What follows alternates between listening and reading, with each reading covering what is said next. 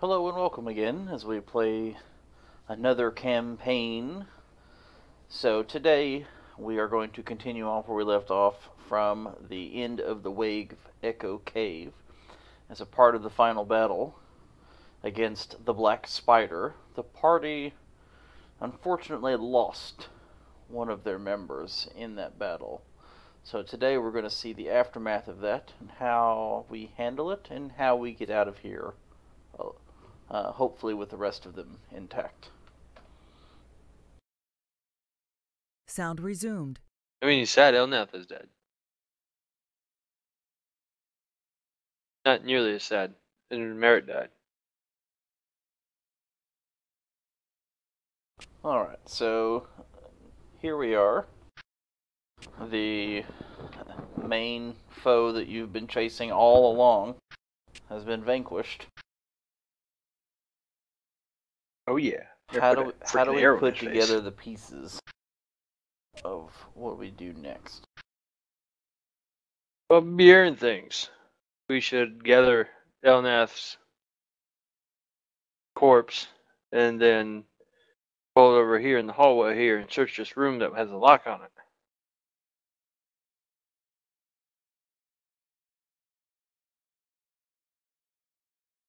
I mean, we already looted Desnar, right? That would be the first thing, probably. I thought we did. I thought Bob was talking about the staff. Never mind. Elnath was. Elnath is dead, so he definitely didn't loot the staff. Nope. Sure didn't, dickhead. You can loot him. You can loot him. I'm gonna go over to Elnath. You gonna get him prepared? Alright. I will loot Nesnar. Wherever his corpse is.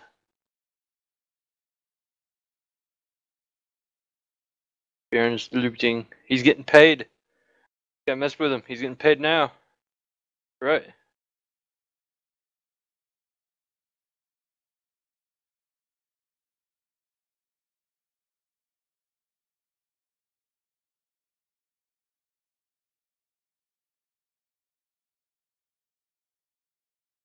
Okay, so as you go over and you kind of rifle around through trying to loot, kind of going through all the pockets and such. Roll an investigation and see what all you can. Poor buddy. Yep. Get Bjorn to be better at this.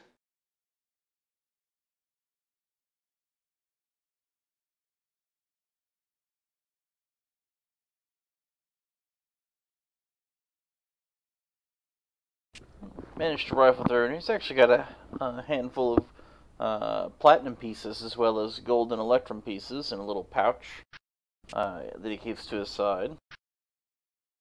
There is the black spider staff that you take special note of. He's got 9 small gemstones in another little pouch. And tied to a rope that's on the inside, he has a sealed mug that seems to be filled with dwarven ale. Whoop whoop. The mug itself that's, attached underneath his robe there is actually made out of electrum. That's cool.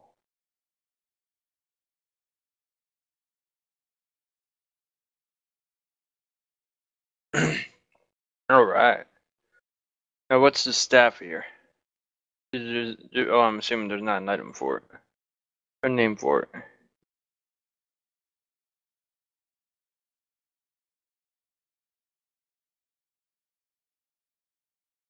Actually, I don't know if there's one or not. Hey, there it is. To you, it just looks like a weird staff made that's black that has a bunch of spider carvings all over it, and then those like spider legs sticking out of the top.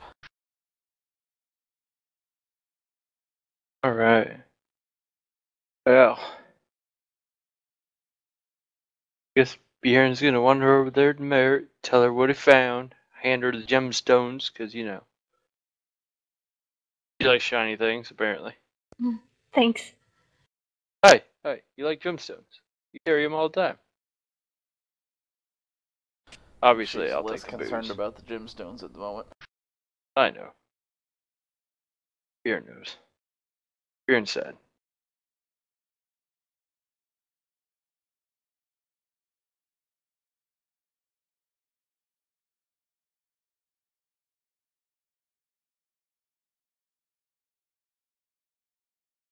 So I'm just putting together my tent pieces into a litter, so hopefully we can take Elnath back to town.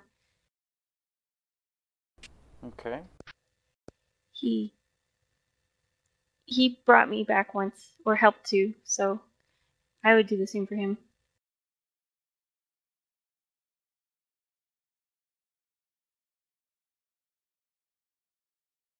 A long walk back. I also missed. There's also something that wasn't in the parcel that he had on him. He has an iron key with a head shaped like an anvil. That's badass. Ooh. Oh. Sounds like that might fit that lock to the other room. Bjorn shows it to Merritt. Merritt tells him it might fit the door. Yay! Uh-huh. Suppose I see she's busy doing the litter thingy. The Terrius is just, well, dandy.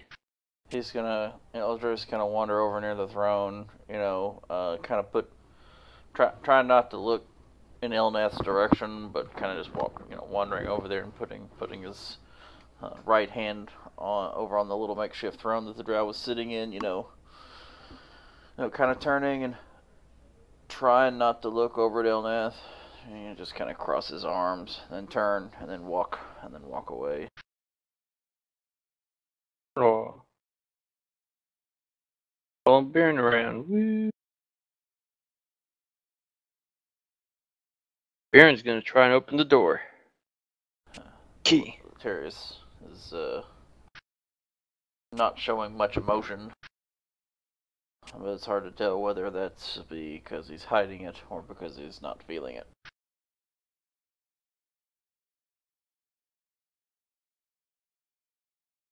Yeah, so when you go over there and you try the key in the lock, and it very well is it is the actual key for this lock. And it turns with a great bit of effort in this large lock. Kind of lift the bar for the door. Are you going to open the door? Oh, I'm gonna open it. Well, I'm gonna look at the door, make sure there's not a trap on the door too. Okay. Investigation. Go ahead and investigate the door.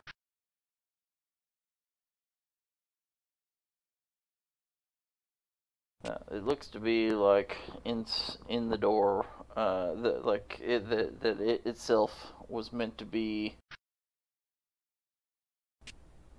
its own kind of barrier itself. That there was really no need to trap it beyond that. As you kind of look around, you don't really see anything that would make any sense of that. That it would be itself trapped. Looks more like it was a makeshift cell door from the way it was from the outside. Trying to keep whatever's inside actually in there. Alright. I'm gonna open the door and pray there's no owlbears.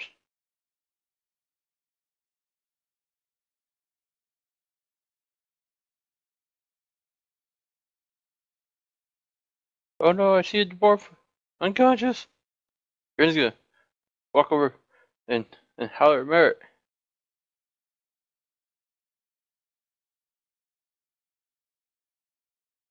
What's up?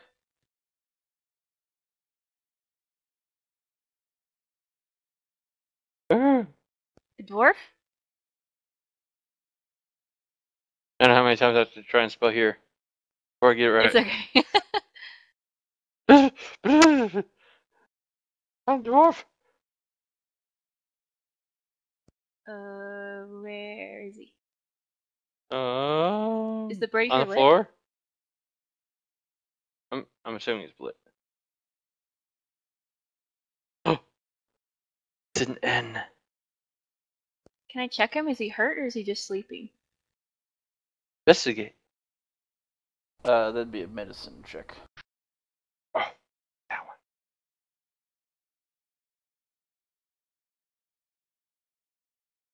I'm not real good at medicine. Yeah. Plus one. Better than I am at searching corpses. No, but it doesn't take much, rooting around and looking at him to see that, he's breathing, so he is actually alive. But he's also been beaten. There's small cuts and scrapes. It's likely that he has been knocked unconscious, more so than just taking a nap.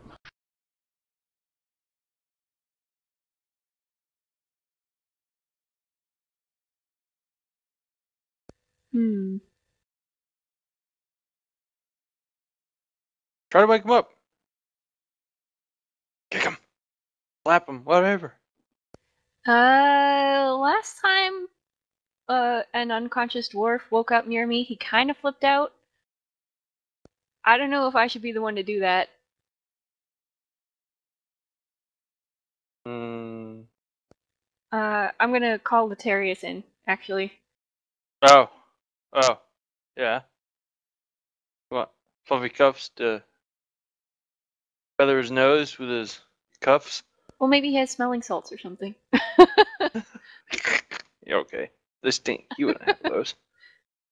So, he's gonna kind of very gingerly, use his cudgel to kind of, prod the dwarf.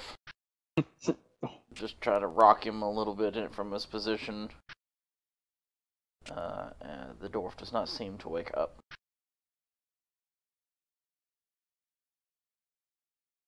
Bjorn's getting an idea. What? Don't slam him. I'm not gonna give him the people's elbow. Okay, hold on. Maybe I can. I'm gonna do the dwarven thing to do. I'm gonna drop a little dwarven ale on his face. Like, in his mouth? Just like throwing water on someone's face. Oh, I have Some ale. water. Oh. Don't take my fun away. Bjorn's like, meow. Maybe use some of that alcohol on some of his cuts, though. Wasted. Okay, Fine, drinking alcohol. let me, on the bed, maybe? Is there somewhere where I can find a little bit of cloth? Yeah, there's, the bed has bedding. Okay, I'm gonna take a little piece of cloth and pour some of my water from my water skin on it and just, I don't know, dab it on the dwarf's head, I guess. Okay. Like you would do for a sick person. Unconscious. Kind of counts, I think. Well, it's a little more gentle than just throwing water in someone's face. Water doesn't hurt. So Alcohol. you put some water on the cloth and dab it on his forehead. Trying to be ginger with your actual movements, so as not to cause him discomfort or pain. And the dwarf has very slow, somewhat labored breathing, but it doesn't. Its state does not change. Does anybody have a potion or something left? Yeah, I thought there was one in the party still. Did the Tories have one left?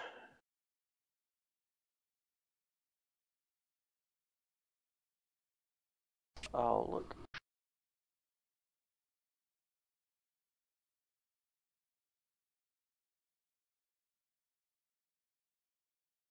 He does. He has one potion of healing left. Oh. Can I have it? Please? Well, I guess with the main threat gone, We at least know we can backtrack our way out of here safely. Alright. I'll hand it over. Actually, Thank what you. I'll do is I'll put it in the inventory. You can. Now, we're just using it, right? So I'll just get rid of it. Yeah. Yeah. Keep the vial. She wants the vial, apparently. She likes these things. Yeah, I'll keep the vial, but I'm gonna feed the potion to the dwarf. Okay. Go ahead. But you guys be ready to, like, in case he flips out or something. Go ahead and roll the He's 2d4 plus 2 not running out the door. for the regular healing potion. I'm like a linebacker. He's not getting through.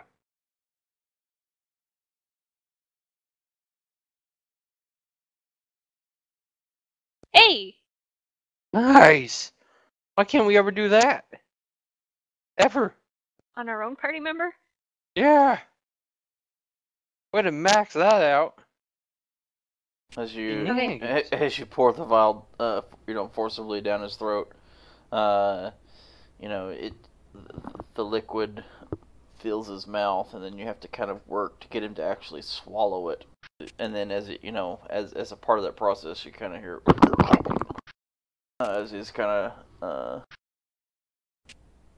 semi-chokingly manages to swallow it, and then after just a few moments, you can see, you can hear as he starts to stir. I step back. A little bit. Another couple of moments pass, and then you see like the eyes start kind of go from the rested state, and they start squinting as one of them starts to open, and then followed by the others. And you kind of see the dwarf kind of look around and quickly, and he's still bound all over with the ropes and essentially manacles, but made out of cloth instead of actual iron manacles. Whereas they're tied behind his back, and you can see him wiggling around and looking in a very frightened expression on his face.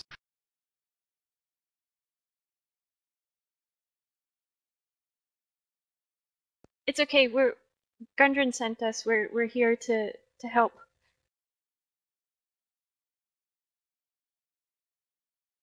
He stops thrashing for just a moment as he kind of gives you this crossways look, of very inquisitive yet maybe skeptical kind of look on his face.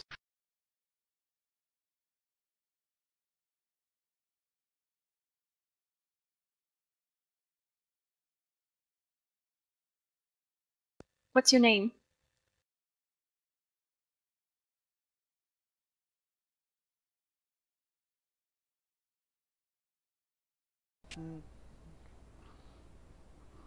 He starts to say like his name, and then he stops, and then he kind of looks again, very inquisitively, and just shakes his head, and no.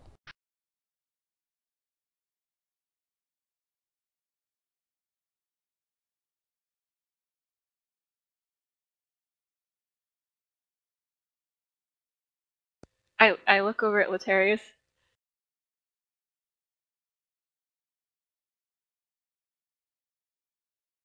So he's gonna kind of take a step towards him, like, look, in a very almost Tiberius way.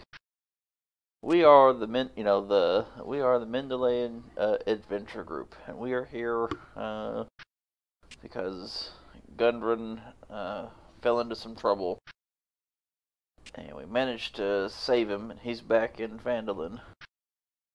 And he starts trying to go through a full spiel of convincing you about the story and how important they are, and how that you as a team have vanquished many foes just to meet this place.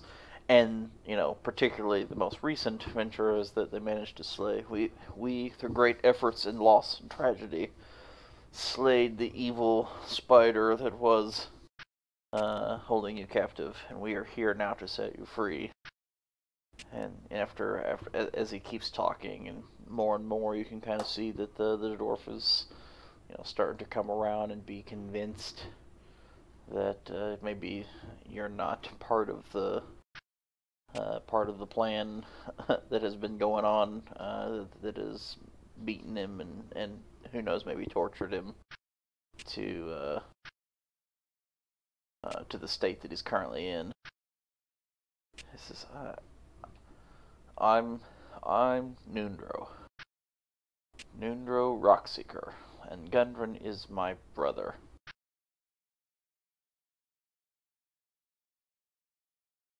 If you have vanquished that foe, you have done the world a great service.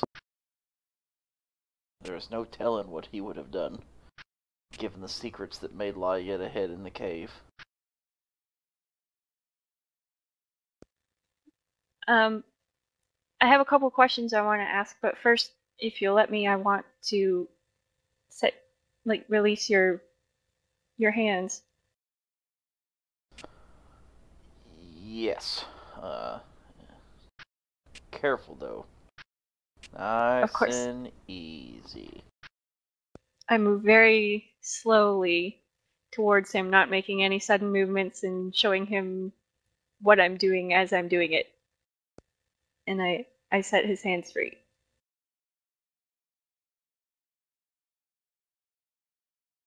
You folks seem like you're the straight and narrow.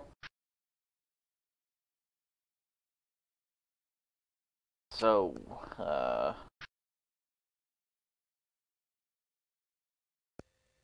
do we get out?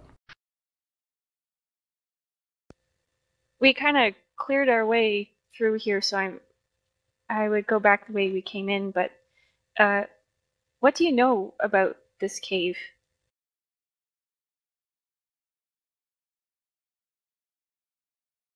Well, I know quite a bit. We haven't been throughout the whole thing yet. Us brothers had only just arrived when we were ambushed at the entrance, and my other brother fell to those dastardly bastards, and they knocked me out and presumably carried me to here. I only know we're in a cave because that confounded echo will not stop pounding in my head.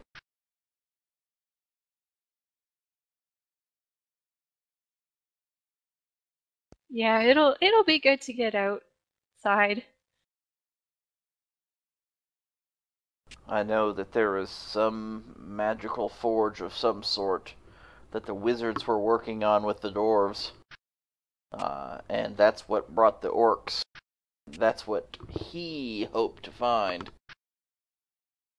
He hadn't found it yet, from what I understand. He was trying to get us to go and find it for him, but yeah, we were not in the least interested in helping him. My understanding, there might be a nasty or two lingering in this place. Yeah, we've come across quite a few ghouls, killed a lot of them, and an ochre jelly. There's at least one more around here somewhere. Nasty business, that is. Nasty business. The jellies we've dealt with before. Us dwarves, we go digging in places. You know, some say we shouldn't. And some of those beings just happen to live there already. But that ghoul business, that's pretty nasty business. But there are things undead that are much worse than those. And I bet they lie close to the source of that magic. Yeah, our cleric.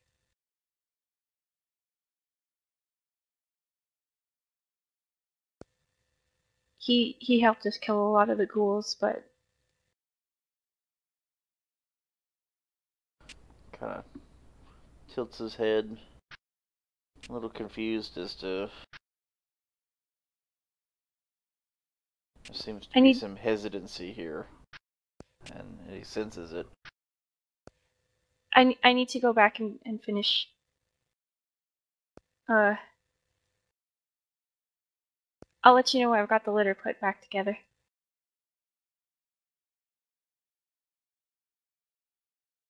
Kind of turns, as you just kind of walk out of the room, kind of gives a considerate look to Baron and Lotarius, just still in the room. Says, "What seems to be trouble in the little one? There's something's not right with that. What's going on there? What's going on?"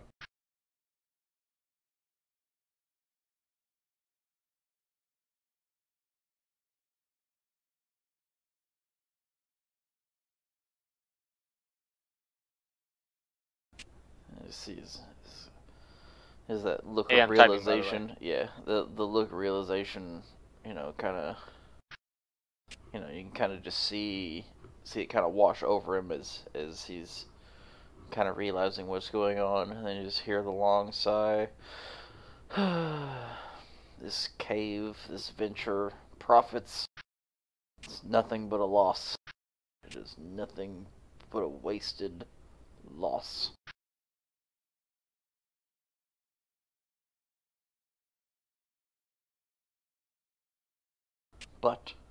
But, I think the worst is behind us. Haha! Maybe you have the attitude of a dwarf just yet. Can't change what's already happened. You can only look forward to fixing it for the better. Or for at least making a coin or two.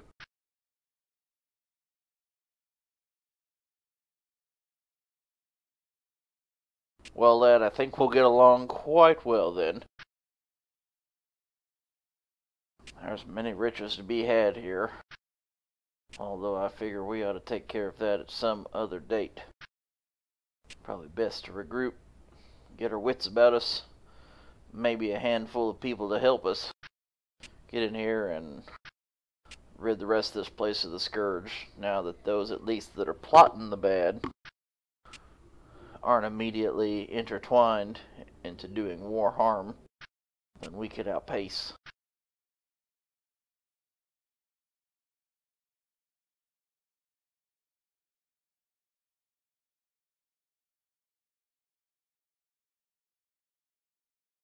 He kind of,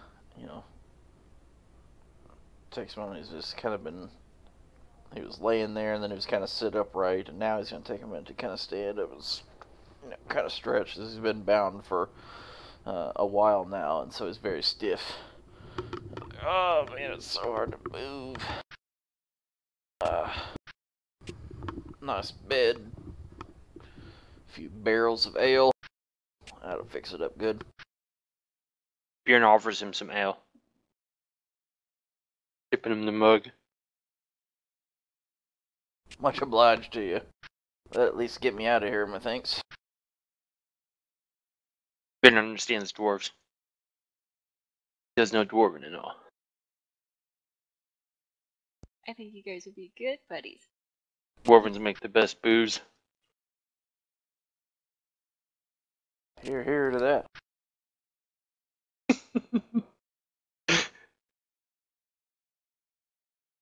Kind of stuff put hair in your ears. Ah. The equivalent of a pirate's arg. I don't know what it would be.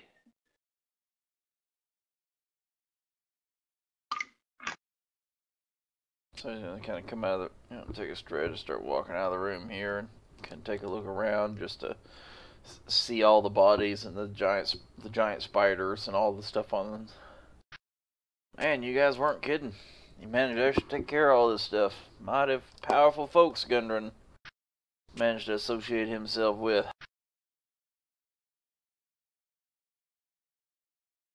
And then, of course, Litar is going to pipe in. Yes, powerful. The very definition of the Phandelver name. Oh boy.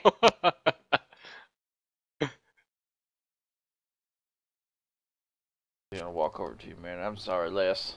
I know things aren't the best. We still time yet. Maybe we can fix this one.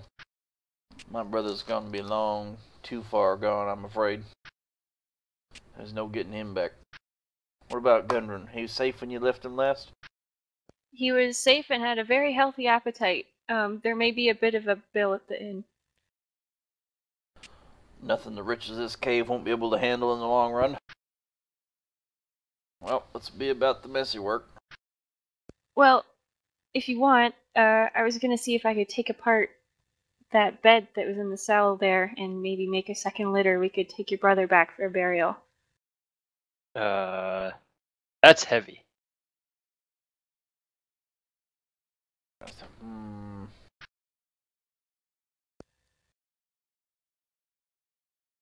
You have 2 people maybe capable of carrying a corpse and moving. Or we Thinks could about it for come back for him. Thinks about it a long while.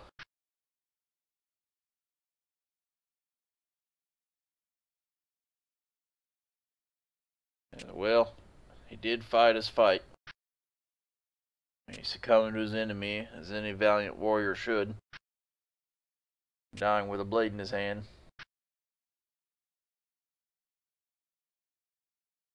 I'm sure ancestors will honor him for that. We'll let him be under the earth. This was what he sought his whole life, after all. We can get him on a return trip. Okay. Oh, that reminds me. I kind of bend down and take off my boots and hold them out to him. I kind of borrowed these. Shush. He's just gonna kind of wave at you dismissingly. Nope, nope. Those have gone to a home where they see a good fit. I'll not rob you of that. That's You Your sure? feet are a good fit.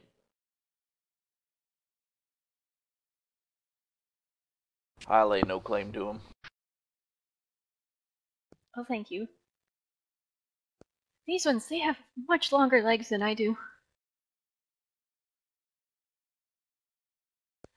The litter's all ready. If you could help me with it, Baron. So they got the longer legs, but we got the vantage. We got the low man wins. The low man wins. Well, I guess I'm gonna start dragging the damn litter.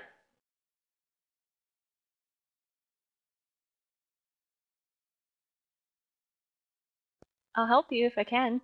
No, no, no. We need you scouting. Okay, that I can do. Still have enemies.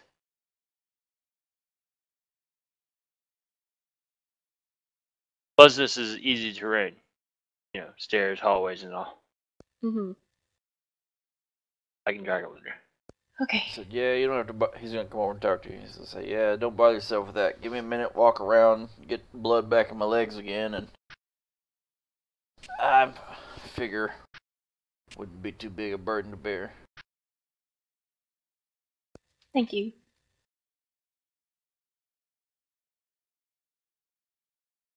do do do do do do do do. You know, just kind of trot around the room a little and lean over against the wall, lean against the pillars, try to stretch in every different way.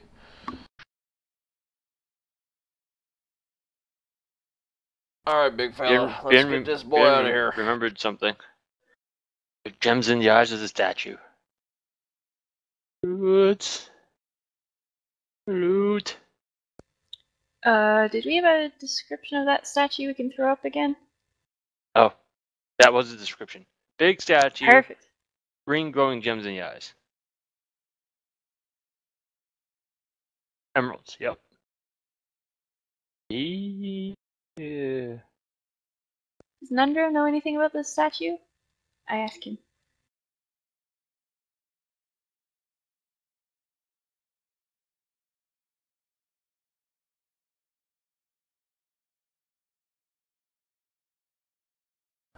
That there, lass, is the dwarven god of mining. That's Oh, we don't fuck with him. Dumathoan.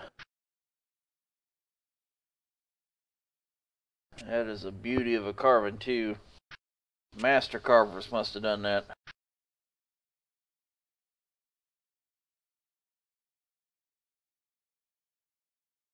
He's gonna look around, you can see the black. He's like, there's something suspicious about them there emeralds, though. Suspicious how? Well, first off, they're not emeralds.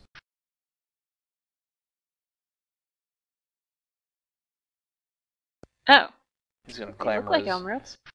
kind of clamber his way up. A My little kind of bit there. feller. He likes loots too.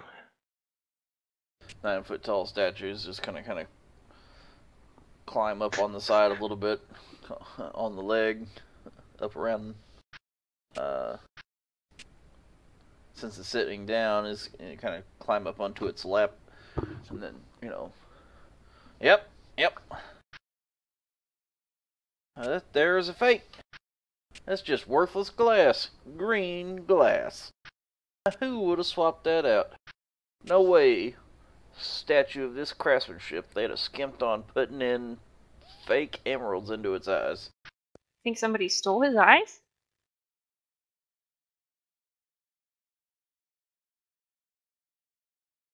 I look over at the spider suspiciously. Nesnar. Yeah, type.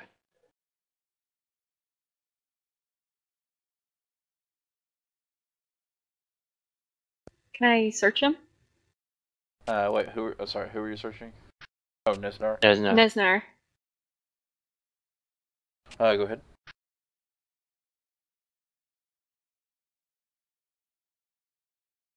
Yeah, it seems that Baron's already rage looted all the. Only if your roll is higher, woman. Gah! Can't roll for shit. Except for on potions. He's already rage looted all the bean pockets. The bean pockets. What about the bugbears? Ooh, we should search their little campsite. Yeah. Oh yeah. The bunch of mats and stuff. Oh yeah, there's 6 packs. Hmm? Okay, so can I search the packs and the 2 bugbears as well? Okay. Bjorn's helping.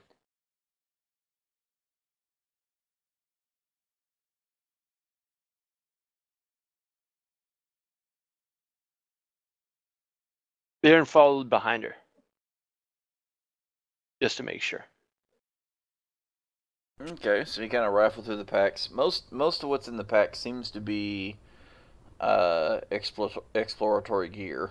Stuff for mining, small shovels, bedrolls, different satchels that have different water, like pans that maybe look for like sifting, like a gold, like the people that pan for gold. Some stuff that looks very similar to that. A lot of different things that fit that nature, but they're all typical, like everything from pitons to mining and some chain and rope and things of that nature. Same sort of stuff that we found at the other campsites. Yeah, maybe he stashed them somewhere, but I don't see any emeralds here. Well, guess we get back to town and come back later. Yeah, I'm kind of still more concerned about Elnath at the moment. Yeah.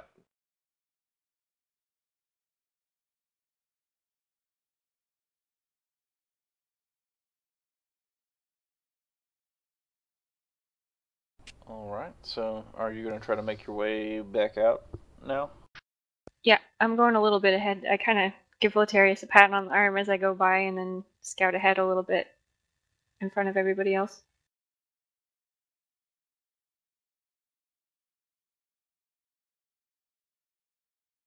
Keeping an eye out on the ceilings, walls, everything, looking for jellies, listening for, I don't know, sounds of ghouls or other bugbears or anything. Okay.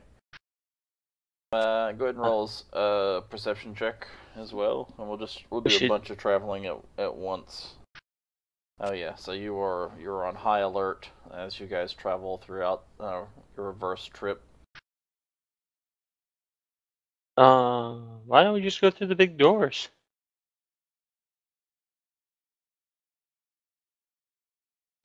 Why? What's through the big doors?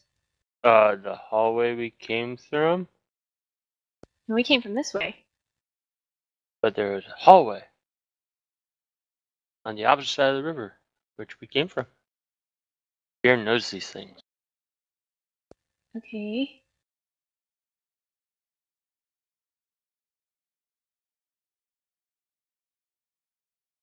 So you go over and check the door, and you see that it is not locked.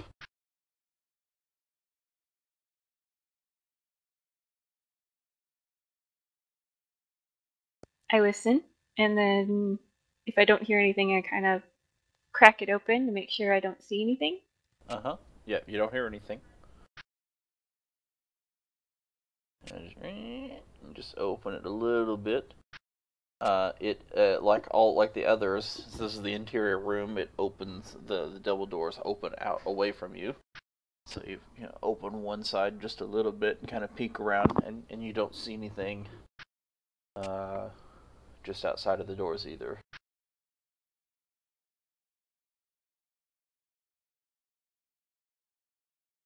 Kind of make your way right to the corner of the hallway as you just barely poke your head around trying to look down the hallway.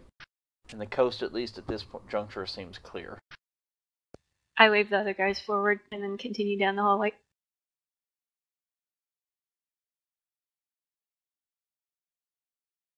Alright, so this progression continues for a little while. You're getting, 30, a full movement or so ahead, looking around the next doorway, the next hallway, and then it being safe, motioning them forward, then moving a full movement up, and then just kind of repeat this inchworm-esque traversing of the reverse path back to the entrance. Mm-hmm. Particularly, you in which you already mentioned that there at least there was one other jelly somewhere, so you're definitely keeping an eye out for that. Darren remembers. Okay, go ahead and move your go ahead and move your icons all the way down south of the lake at that first intersection on south of the lake. Like there? Yeah. Actually, sorry, the second one, the next one up as you're peeking around to the left. Yeah. At this juncture, you're stealthily creeping your way along the way. You definitely start to hear the faint sounds of the jelly, that slimy, sticking sound where it's, slapping itself against a wall or floor or ceiling somewhere, and then just dragging its whole body. You hear that far off to the east.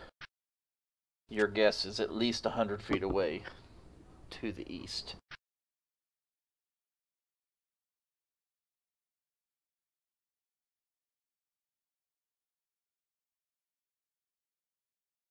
Ooh.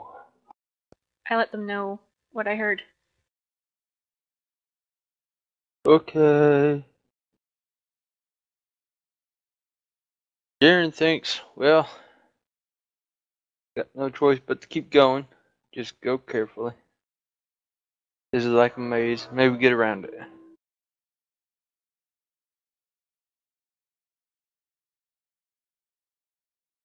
Is the intent to try to scurry by and avoid it entirely? Because it does sound very much to the east, but it's hard to tell if it's northeast, southeast, anything like that because of the way that the echoes are. Can I see if that pool of acid is still there? I think it was at this... I'm not moving there, but just to... Yeah, go ahead. Like the acid pool was right Yep. there before, right? Yep, sure is. Mm-hmm. And it's still there? Oh, can you see it from your current place? I mean, that's where it was, is what I meant to say. Yeah. Yeah, and you could barely see from your position. If you kind of scoot yourself forward a little bit, you could kind of see over where it was, and you no longer see that pool of acid there.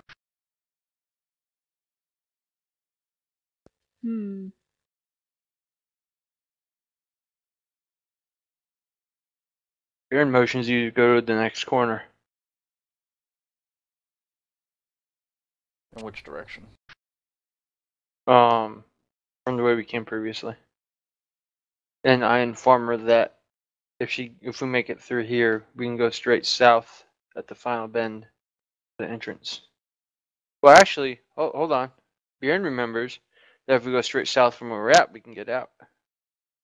No, there were two different ways out of that collapsed hole. So we should go straight, and I point across the hallway. Just straight south. Yep. Okay.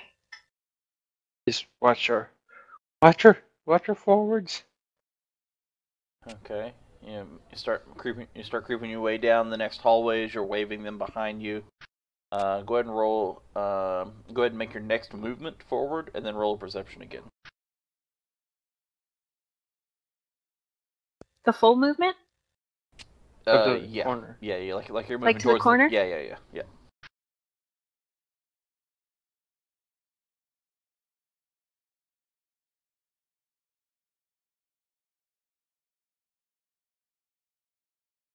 Woo! Where are these rolls? We were looting things.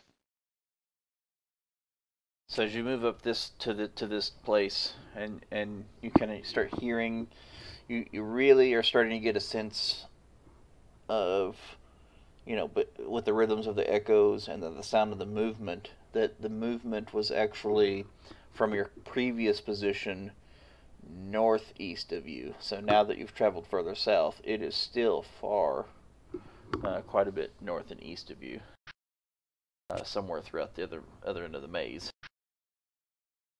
Okay, so this way still seems clear. Mm-hmm. That's your perception for sure. You're actually you're pretty confident that you've actually distanced yourself by moving straight south.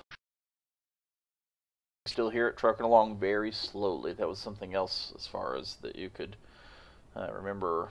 Just the way it moved. It didn't move quickly. And it had all kinds of amorphous ability to move along any surfaces, or up or down, or move apart, or any of these things, but it can only move a few feet at a time. So even if it was aware of you from the distance you are now, you're ahead of it, if you will.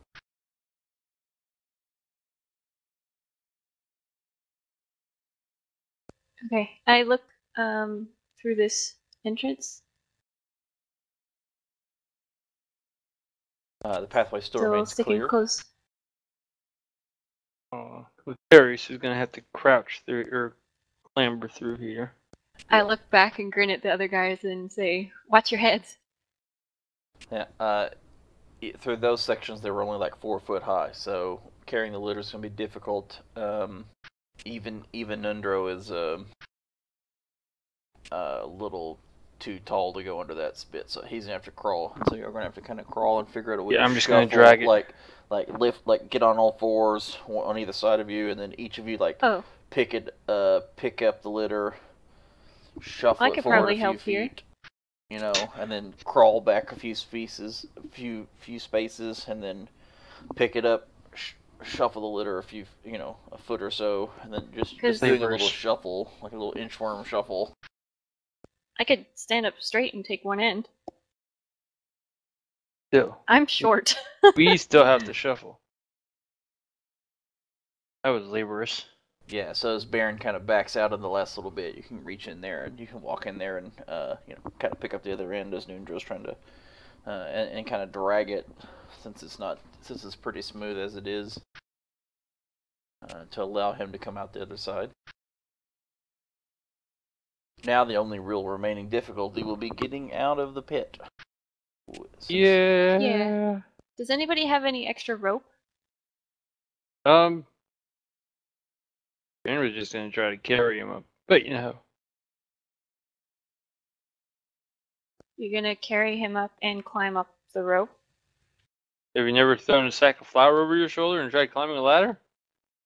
He's a little bigger than a sack of flour. I was thinking if somebody had some extra rope, I would lash him to the litter and then take another rope and kind of make, I guess, for lack of a better word, a harness for the the litter, so I could, take the other end. We could use it to pull it up around, like hook it around one of the stalagmites there, and then pull him up that way. Do you know what I mean? There's already a rope hooked up to stalagmites. So. Yeah, for other Yes. for other people. She means like wrapping it around, like you're using like turning the stalagmite into a pulley. Yeah. Not that fat. Still, No, but you're deadlifting him up 20 feet. Yeah, and you weigh like 300 pounds. Less. well, he weighs less than 300 pounds, but with his heavy armor, equipment, gear, all that stuff, he's definitely over 300. I weigh 177 weight at here. Baron does? Yeah. Bjorn actually weighs. Fat. I actually I'm I don't about know 300 what something Elneth weighs. pounds. 300 something pounds of gear. Yeah. I'm a stocky feller.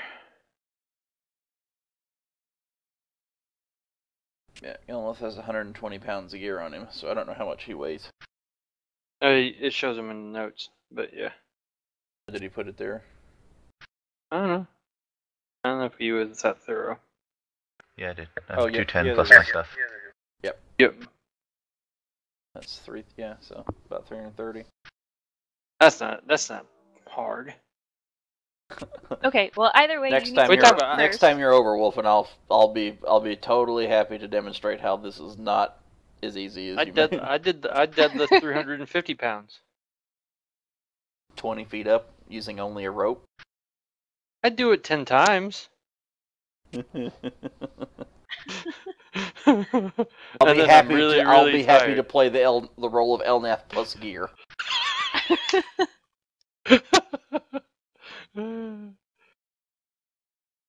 Okay, does anybody have an extra rope handy? That's my first question. Bjorn has rope. Okay, can I have it?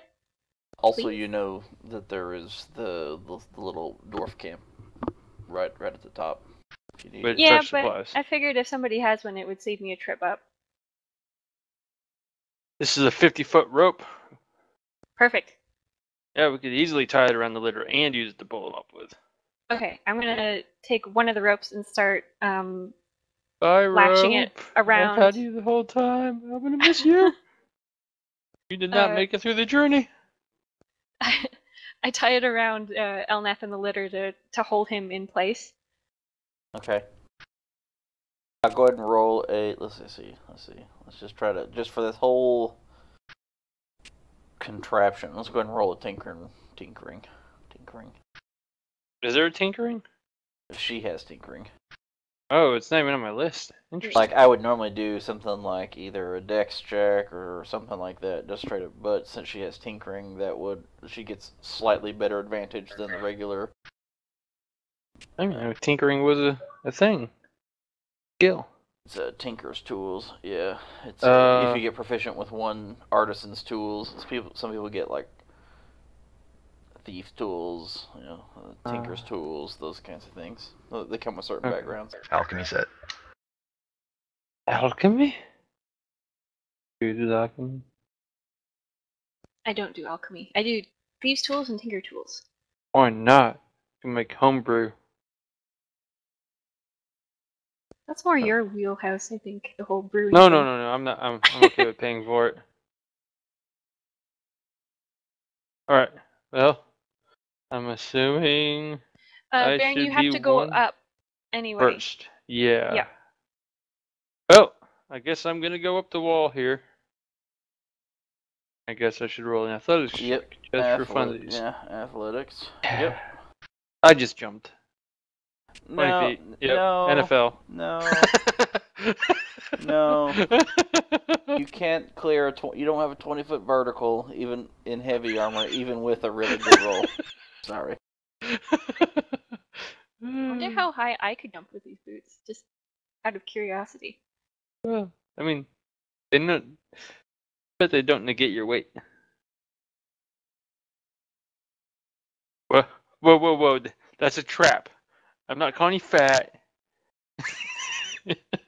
You're not a fat gnome. I'm sorry.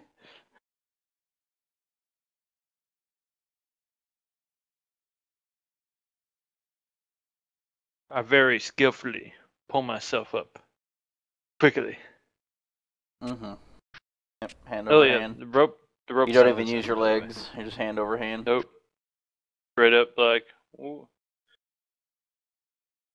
I'm that guy at the gym. Andre the Giant climbing the rope in The Princess Bride. Yeah. Mm. Nundro, how are you at climbing rope? Why, us dwarves are proficient in climbing. First step of getting anywhere. If you're especially when Perfect. you're underground. When you're in holes, you want to get out. Okay. If you head up with Baron, I'll finish this harness and then I'll bring the rope up after me. Alrighty. You want to tie a little thing for Letarius? Or do we just want to toss him on the litter too?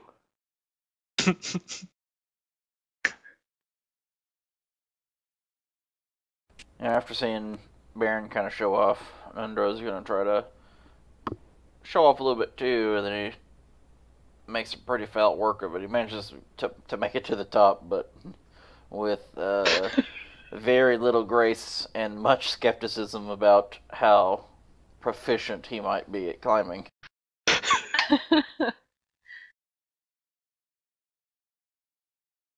Oh, sore arms, I just can't do it. You know, get all stretched out first. I understand. Must have been down here a long time.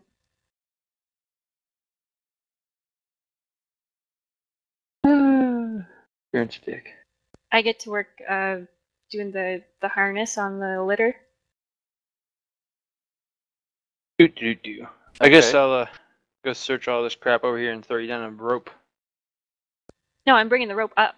Oh, Yep. you bring, yeah. Never mind. Don't need one for Letarius. Just don't unhook the one that's already there and we'll be fine.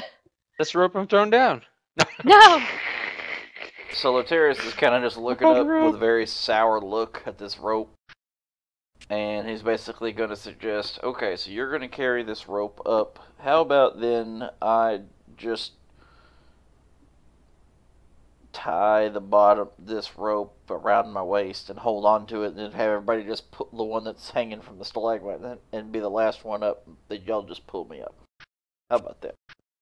We can do that. You're gonna pull you up, sure. Now, Yeah, he's only got to be like $1.50. if even. Scrawny white kid. Yeah, and so yeah, you make quick work of lashing Elnath to your makeshift harness, to your makeshift litter here, and then you make a harness for the litter, tying it in such a way so that it doesn't dip too far one way, like spill them out end to end or anything like that. Mm-hmm. And after inspecting your work, you think it'll hold. Seems like it'll do what you want it to. Okay. I tie the loose end of the rope to my belt, and then use the other rope to fast hands up the cliff. Okay. Yep. And you make trivial work of it. I wink at Nundro.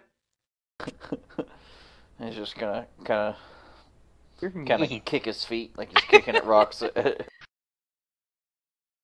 He's just looking at his brother. There you go. Oh, now I feel sad. Yeah, way to be a dude. I'm gonna take a loop around the stalagmite to hook the rope around it. Yep. So he's gonna, and then it's like, oh, you hear Lotarius down there. Okay, I've got it all tied off, Baron. Pull me up. Pull me up. All right, athletics check, go.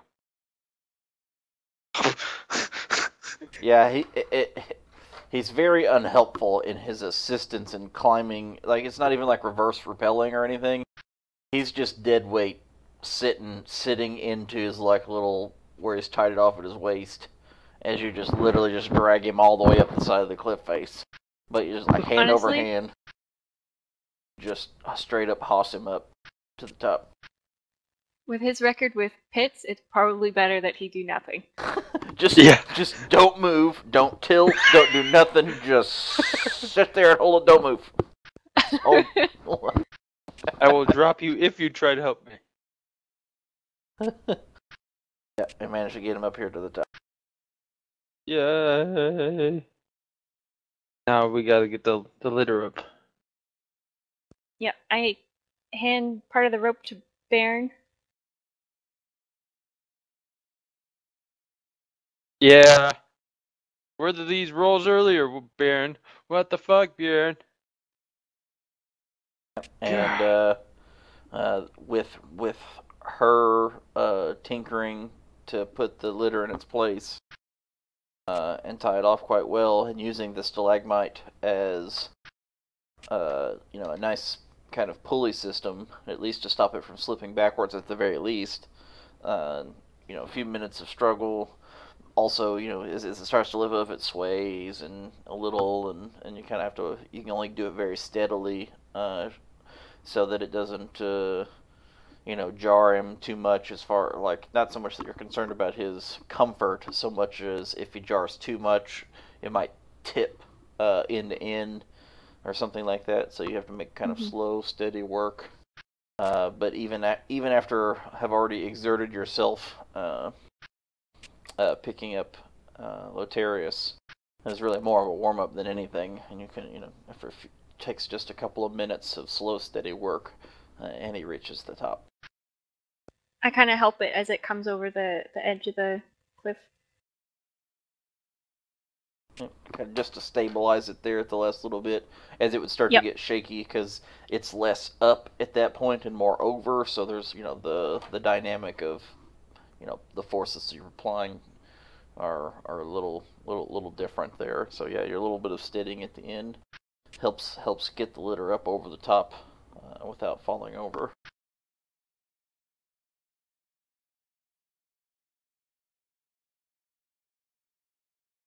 Okay, since everybody's up, I'm gonna go over to Nundro and see if he's okay. I think that's where his brother was, wasn't it?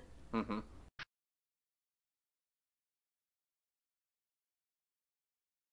Is there anything I'm you gonna can get do? my rope off Elnath here.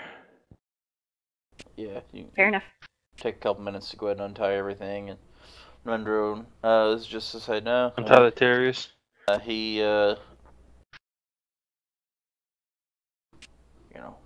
We spent half our lifetime looking for this place, and we found it. His mission's done. He's off with our ancestors now, drinking and carrying on as he's meant to. He's just going to turn and then go over and then pick up the other side of the litter and prepare to go ahead and make the journey back to town.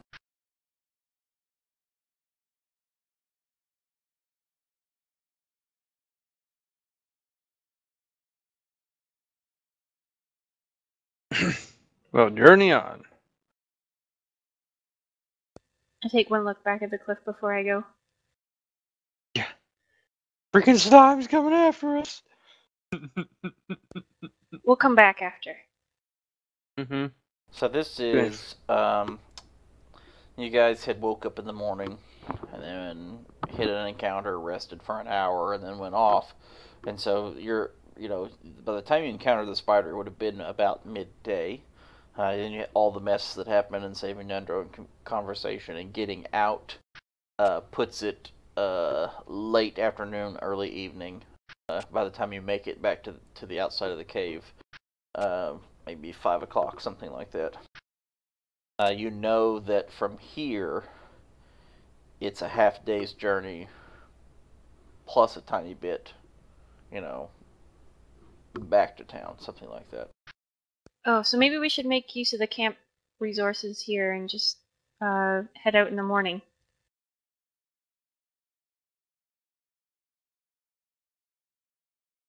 Does that make sense? This is at least a little bit sheltered.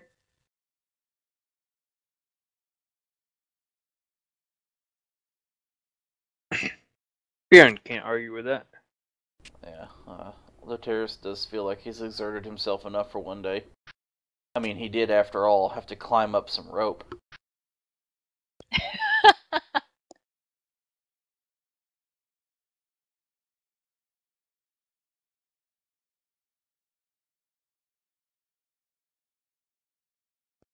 Okay, I'll start making camp then. Uh, I'll offer. Go ahead. Whoop. Go ahead. I was gonna say I would offer Nundro some of my rations. Yeah, and he's been quite ravenous. He said they've, many days they just barely, as he wakes up, uh, they'll feed him a little bit, and then they'll knock him back unconscious. So this has been going on for many days now. So many that it's kind of blurring together, not quite sure. And so even not sure exactly what it is that they were feeding him, he just had no choice to eat it due to hunger. And so even anything that looks like supposed to be human food is a welcome treat. I've got a few more if you want them. Yeah, he ravenously eats the first one, and then you hear, let's take it easy back into this eating thing.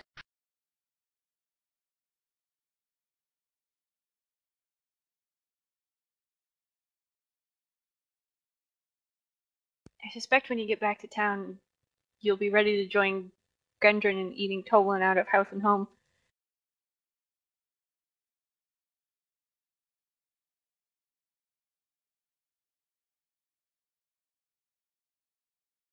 Is there a bedroll here somewhere we can set up for him? Yeah, there's his own there's a bedroll actually. And Oh, there you go. so he, can while he probably- was over there looking after his brother, he's gonna go ahead and gather up some of the stuff that was his and carry it back with him as a pack. Do you have a weapon just in case? Do you need one? As I had one, but I don't see evidence of mine or my brother's, so I have a couple No. extra swords if you want them. what kind of sword are we talking about? I have 2 short swords. Short I have a rapier. sword. Yeah, that'll do fine. Okay.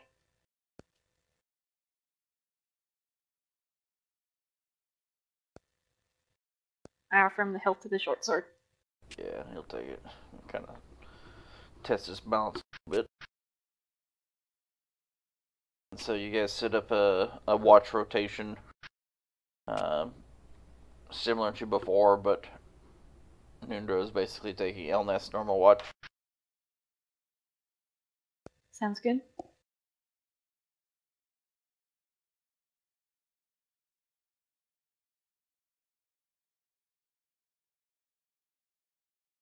Managed to make it through the evening without any happenstance taking place. Only the dull echo of the waves at this end of the cave seems to be much softer, even though they still have a pretty resounding echo. It's nothing like when you're on the north side of the cave.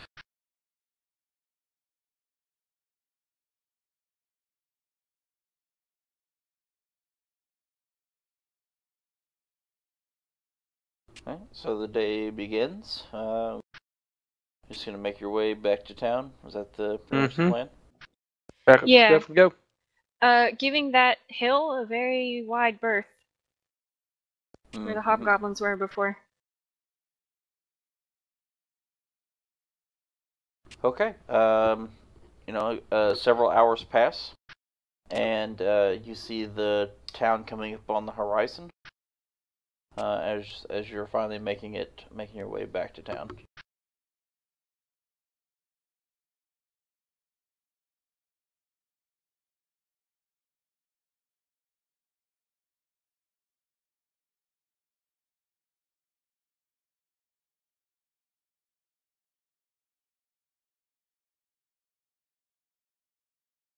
I tell Nundro, your brother should be at the inn. If he's not at the inn, he may be with Sildar at the town hall.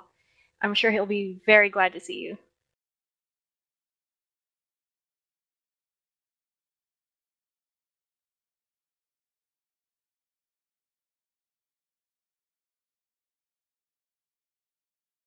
Yeah, so he's like, well, what are we gonna do with this guy here before I run off and get out of here? We'll have to take him to see the sister. She may be getting sick of my face by now.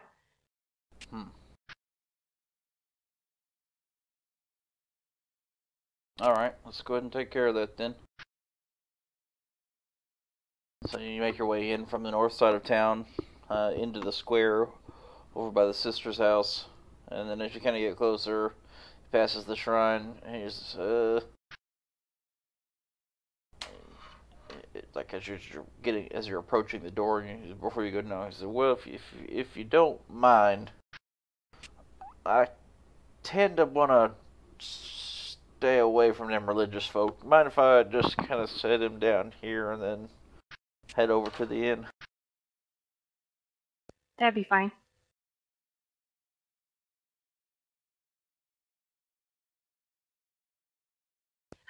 I'm sure I can handle another 5 feet. I take the other side with Baron. Mm-hmm. Sure. So, you give him just a moment, just because of his request, to kind of make it around the shrine, and almost right before the inn, before you reach up to knock on the door. A couple of minutes go by, and then you finally hear something from the other side of the door. Just a minute, just a minute. And then, as Sister Gorell opens the door, looking down at you, "Oh, it's the little one!" And, not yet having looked behind you to see, kind of what you have brought to her. "How fares things?" I give her kind of a sheepish grin and go, "Hello." "So I see luck still favors you, young one. Very good." And then, about that time, she kind of,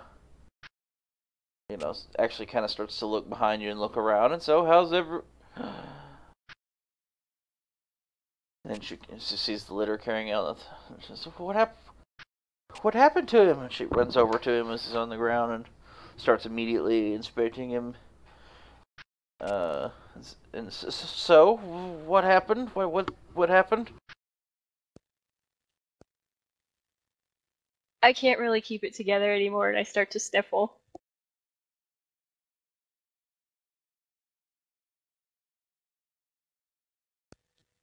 We fought the spider, and we won because of Eldaf, but the spider killed him.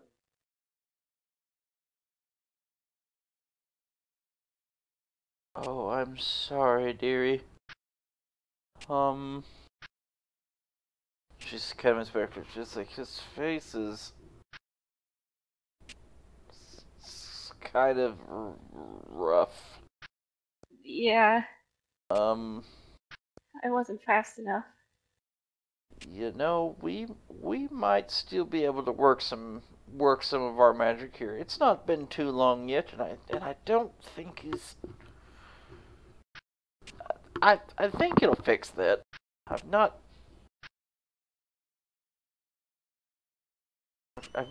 really had the experience of that kind of mangled before, but I think it'll work. It usually works. Other things seem to fix themselves, so it should work." I tried to put it as back together as I could, but some of it kind of got eaten.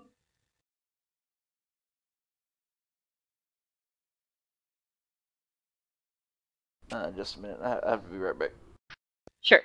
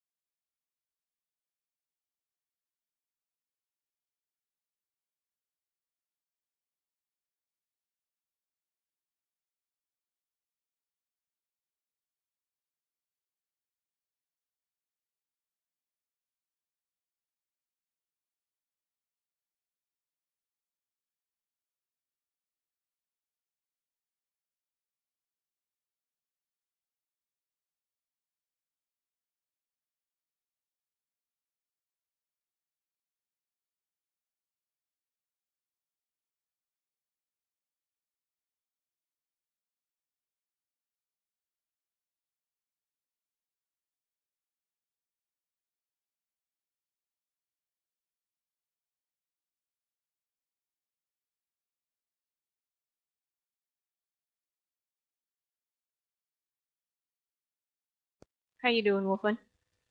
Hanging out, waiting to get on, moving on. Howard, I'm doing pretty good. Work's going good. Oh, wait, getting ready for my Christmas vacation. Oh, nice. I'm taking like 8 days off. Oh, that'd be nice. Well, I'm only using 4 vacation days, right? But Christmas falls on a Friday. So I get Friday, Saturday, Sunday off, and I'm taking Monday through Thursday off with Oh, vacation nice. days. And New Year's falls on Friday, Saturday, Sunday. So I don't work weekends.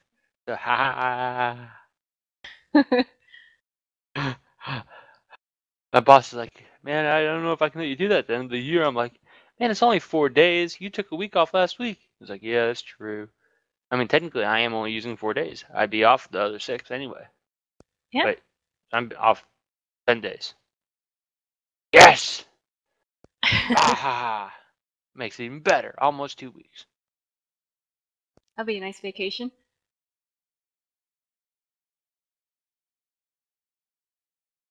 I think I have like a day and a half of vacation left because I had to take a big chunk off for my cousin's wedding in Vegas. Yeah? Was that fun? Yeah. It was good. Yeah. I'd never been to Vegas before, so Vegas is fun. I kind of wish that I got to go to more shows, but there wasn't really a lot of time with the itinerary. Yeah. Kind of had a schedule. Mm-hmm. It wasn't all about you. No. Maybe even Bob can go sometime together. Yeah, maybe. The wedding was really nice, though. That's good.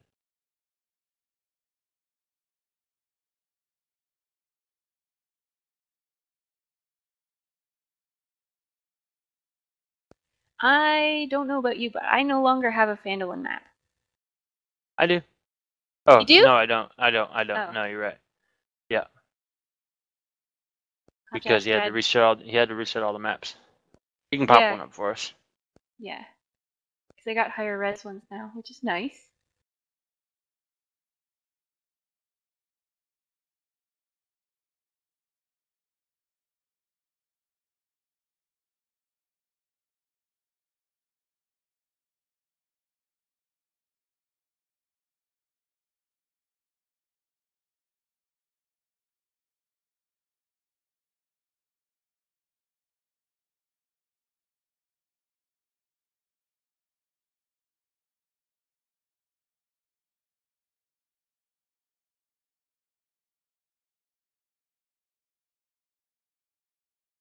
I wonder if Dad had puppy duty. Probably.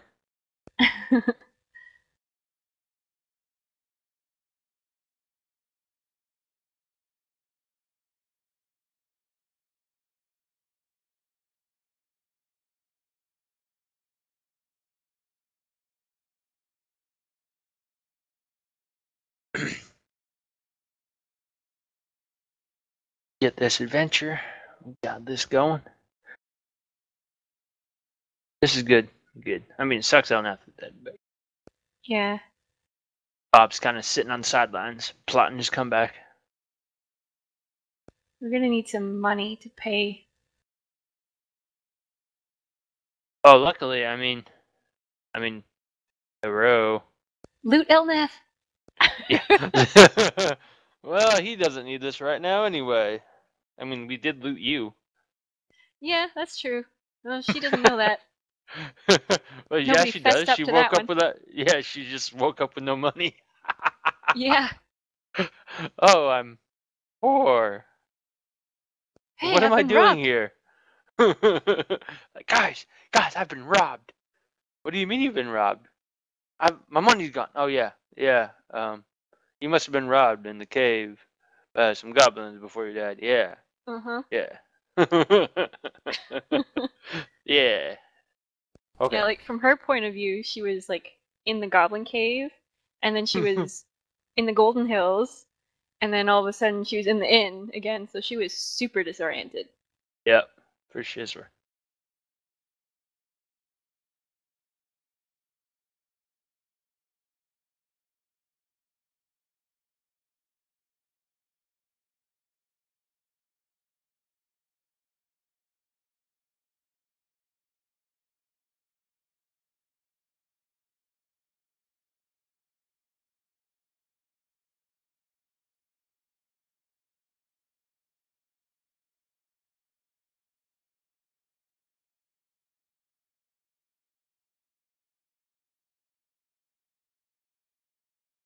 Okay, so... Alright, what was the last thing we talked about? Yes. Oh, how Elneth got his face eaten. Yes, and so she thinks that the magic can fix it. So she's alright, let's kind of motions over to Baron. Alright, you get the other side, I'll get this side. Let's get him in here. Let's take care of this.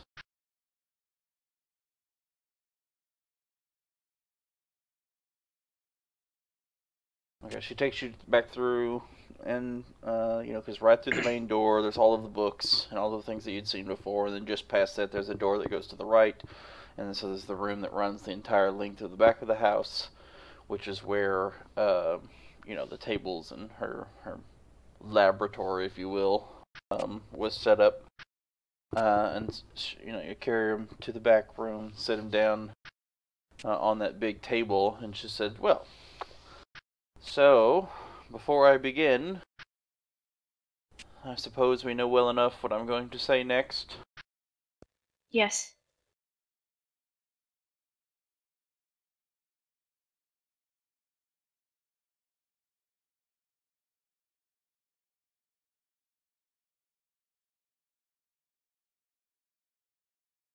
I take all of the gold and gemstones out of my pack and hand it to her. This is math. Alright, what do we have here?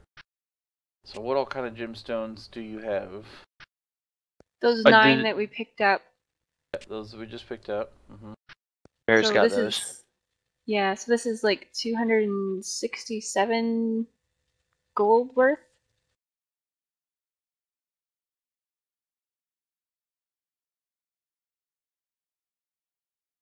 And out of character, Mm-hmm. there was some mention about us having a share of the mine. Was that right? Like once we clear it out? We can negotiate that when we get back to the city. Yeah, With that what's was his name? no, that was with Gundren, who's over Yeah. in the inn, and clearing it out itself was 10% of the profits, and none of the risk for any. So if anything fails or whatever, you would not have been liable. So it's 10% of all profits made just go to the group forever, as long as the Rockseekers at least are in charge of the cave.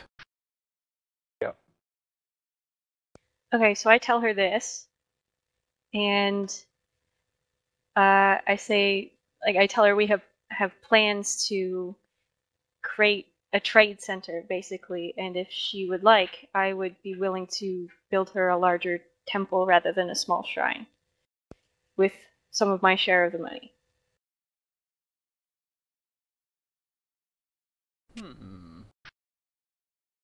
Alright, so you had so let's just see what we've thrown out there. You've got the 9 small gems that were 267, you said? With all of the gold I have in my coin Okay, I was purse. gonna say that didn't make sense because that didn't No. divide by 9. sense and stuff. So all your gold plus that was 267 plus your offering to build her a bigger shrine as a part of your on the compound. property. Yeah. So I'm confident we can clear out the rest of the cave now that we've killed the spider. If we get Elneth back. Yes, because there's undead and we need our cleric back for that.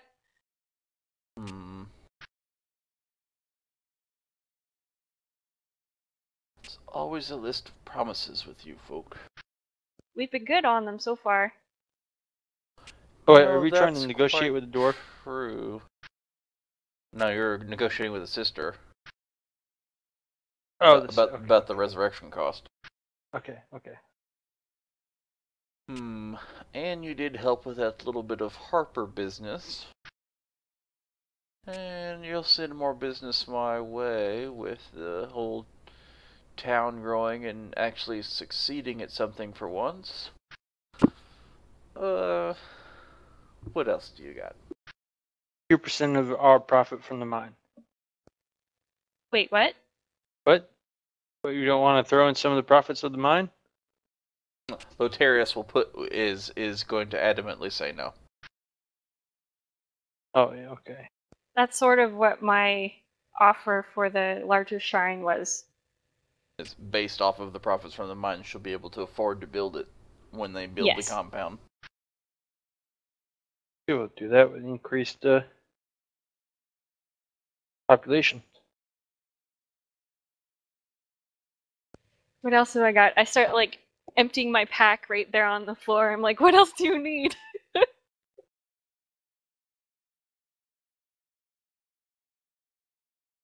Hmm.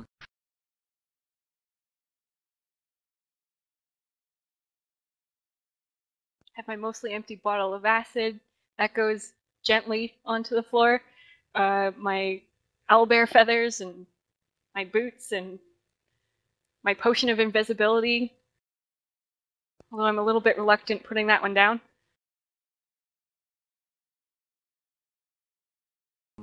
Albert Feathers, potion.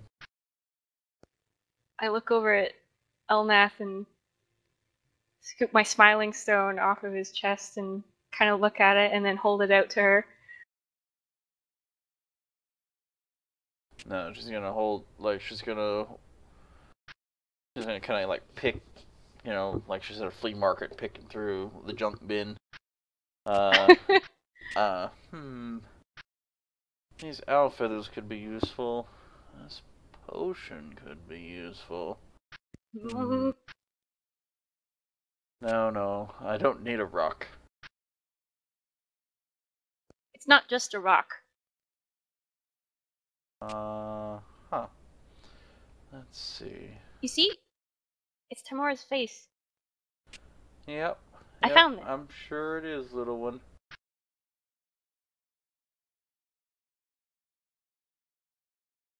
It gets really hot when someone steals my face. You can have my mug of Dwarven Ale if she wants it. Made out of electrum. Ooh. Yeah, might be pretty. Fancy. I think just the electrum alone of this thing's worth at least 100 gold. Yeah, sure. Throw that in the pile too. Can I have the ale first? If you insist. Yep. Darren chugs the mug of ale, and then hands her the empty mug. I'm still emptying stuff. I got my glowy mushrooms out on the floor and... Whoa, These mushrooms. I will take these. I can do something with that. Yeah, Those she's gonna at have least a have trip. some value. What are they? If you don't mind me asking. Oh, I mean, they're just a mushroom, really. I mean, some mushrooms are bioluminescent. These only grow in special caves, so there's not many of them around here. So where did you get these? I could tell you. I might even be able to bring more back. Could also But I need let my your cleric. friend rot into dust. Oh, she's got you there. Leverage. She wins.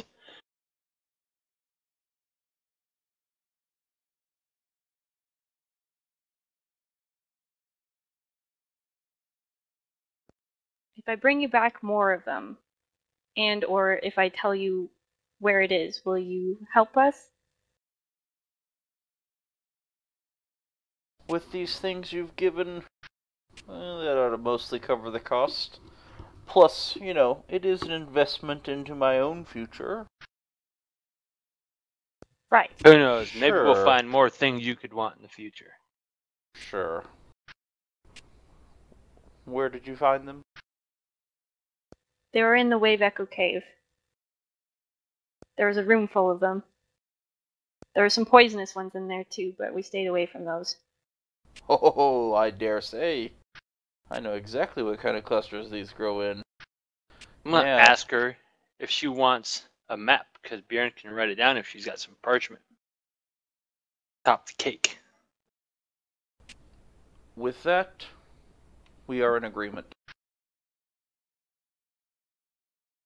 Map skills for the win. She will kind of lead you back into the room with all of the stuff, and then basically with one finger on your shoulder, with strength that you would find quite surprising from this little spry half-elven lady, with one pointed finger, digs it into your shoulder and just pushes you down onto a chair in front of a writing desk. Sit right and be about it. That's you, Baron. Okay, Bjorn's writing.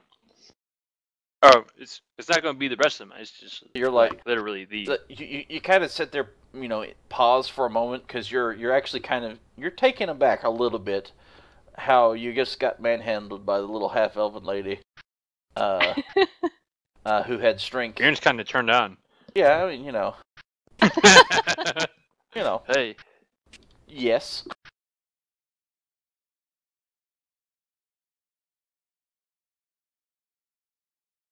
Bjorn will spend some time scribbling the map. Yeah, and so as she goes back Not into the the other best. room with everyone else, she's like, I think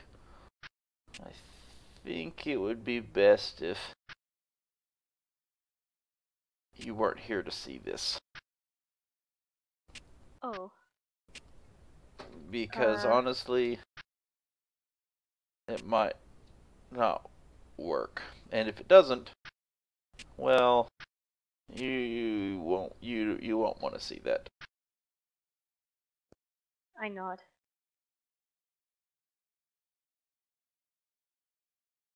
And start collecting my things. Okay, yeah, so yeah, all the rest of the stuff from your pack, you just kind of use your arm to like start scraping it into the pack off of Valnath's chest,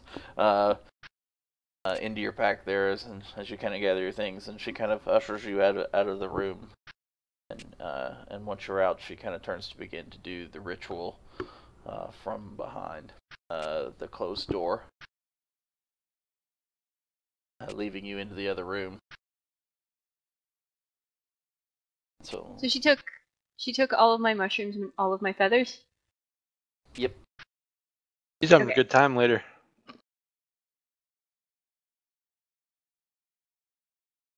I want to check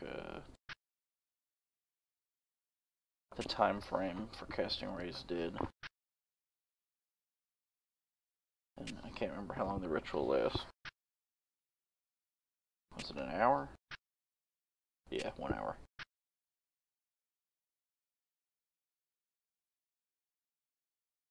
Bjorn's feeling kind of left out. He's the only one that hasn't been resurrected yet. Alright. It's not that great. Is Bob actually here? Yeah, I'm here. Okay, so an hour passes. Do you want to go to another channel to tell me what Okay. what happens Ooh. there? Secrets. User left Secrets. your channel. Channel switched. Okay, so when I talk, it is on the stream. So what I'm going to do is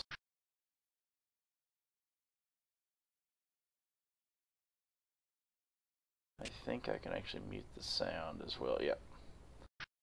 So for anyone watching, we will have a moment of intermission while we make a discussion.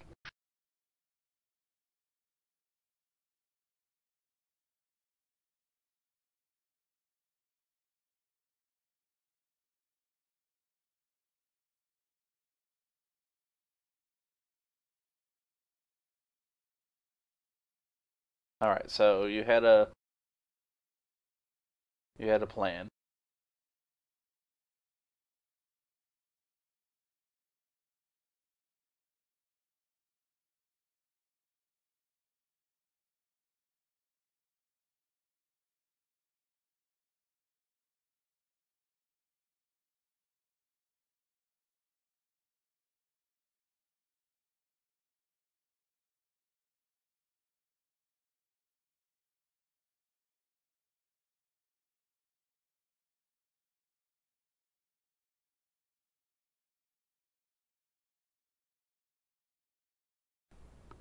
Okay. All right. Yeah. So we can work that out. And yeah. So, but as they call as the ritual calls out to you, you will accept the your spirit would accept the return to its body. Okay. All right. Yep. That'll work out.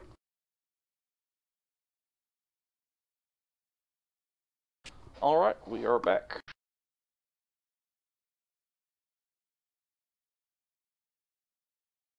So just over an hour passes, and you can hear you can just hear the hum of both, the intense magics taking place, and you've been witness to this ritual, so all of the lights and the power and how it all moves around in some very crazy manner. You can also hear the arcane chanting, or sorry, not the arcane, the divine chanting of the ritual from Sister Gorel herself, as she sets those spell shapes into place. And after an hour, everything goes quiet for a few minutes. And with that, Elnath, you do return. Your spirit does find its way back to your body, and as a part of the process, your body, through magical means, does manage to heal itself, although that side of your face is now scarred heavily on your cheeks, your cheek rather, where some of that spider's venom and spider bite had eaten some of that away, and some long magical therapy could correct most of that scarring, but at this point it's still pretty vivid and pretty gnarly, really, actually, for anyone to look upon. Okay. Alright, so as you as you come back to consciousness, with the sister there in the room, she's going to, obviously welcome you back, welcome your spirit back to its body, and then welcome you back to consciousness and reality, and kind of give you the rundown of, what transpired, getting you here after, you lost your consciousness, and, you find yourself here, explaining what happened. It's like a little mini counseling session. And so at that point, Resurrectors Anonymous. Yeah. And so once she gets kind of through her little spiel there, how do you proceed? User in your channel timed out.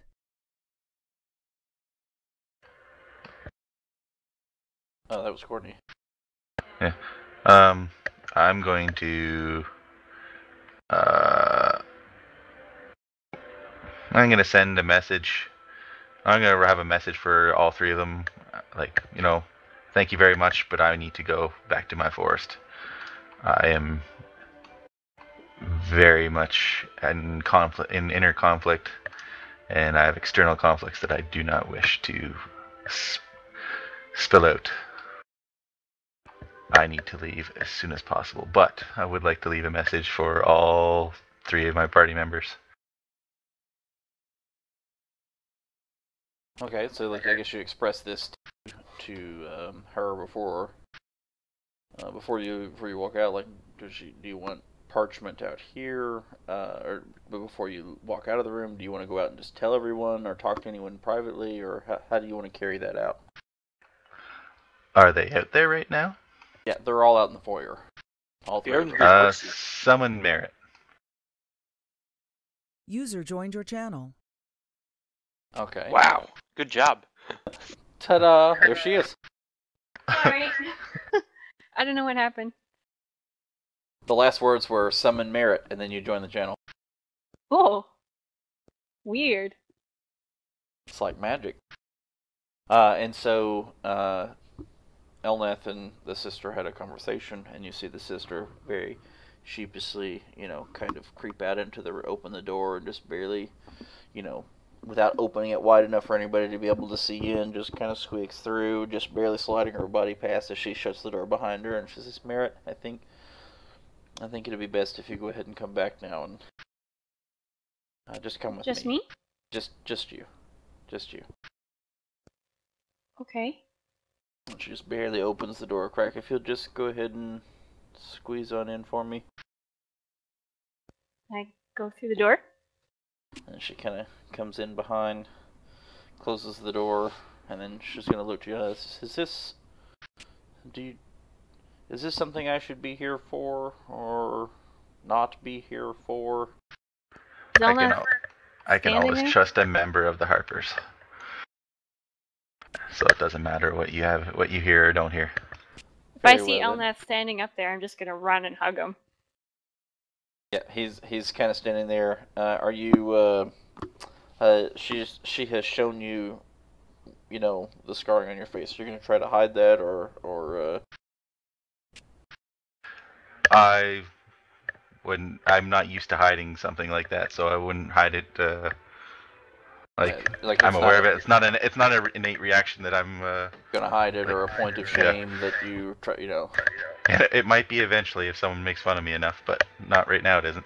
Okay, yeah. So you see Elnith as soon as you kind of slip your way in, and she comes behind you, and she's, "Is this something I should be here for?" And you see just on the other side of the table, Elnith is standing there with one side of his face, although what was chewed mostly off has at least come together and be whole, but that side of his cheek is entirely just a large smear of scar, where it is, tried to rebuild that flesh as a part of the resurrection spell.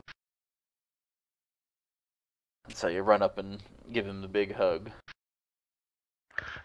Calm down. Thank you very much for bringing me back here.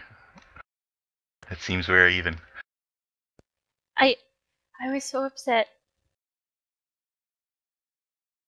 I bolted him twice. He probably didn't need the second one. Yes, he did. Thank you for it. I nod. I asked you in here because you're the only member of the party who I enjoyed User left your being channel. with outside of the adventuring, and the only one I trust. So I just wanted to grant you the courtesy of my farewell, and You're leaving? I cannot stay.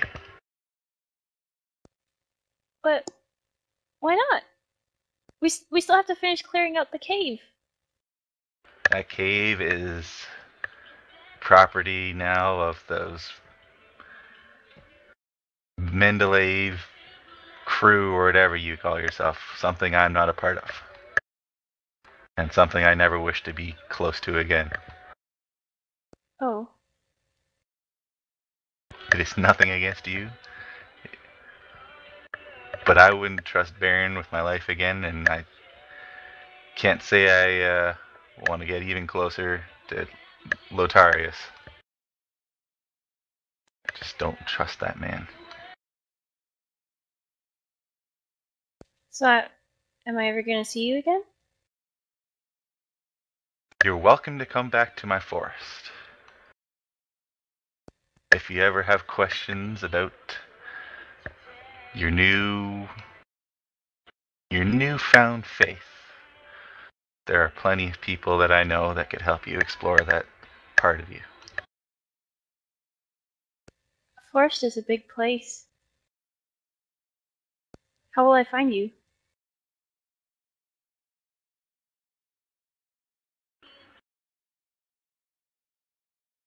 When you're in the forest, someone will always know of your presence.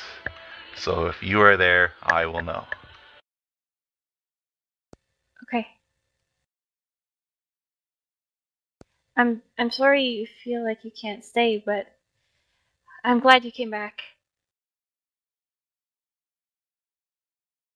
Yes, I thank you for that.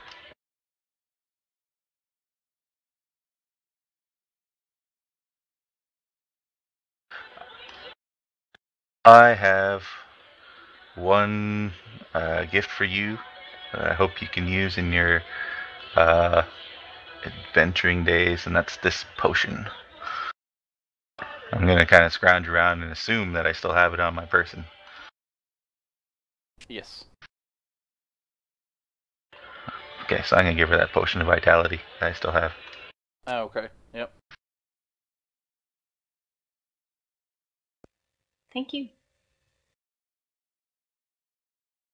I don't know if you can just drag her from one to the next, or if you actually have to go to like the party and then back to the party and then from the party back to her. I don't know how. If the mechanics of the actual Fantasy Grounds let you do it person to person. Yeah, I just dragged it to the. Yeah. Yeah. Okay. Oh, do you still have that music box I gave you real quick?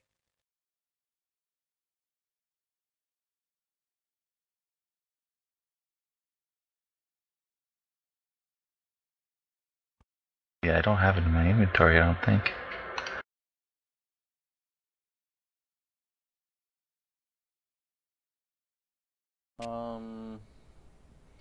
I don't see any.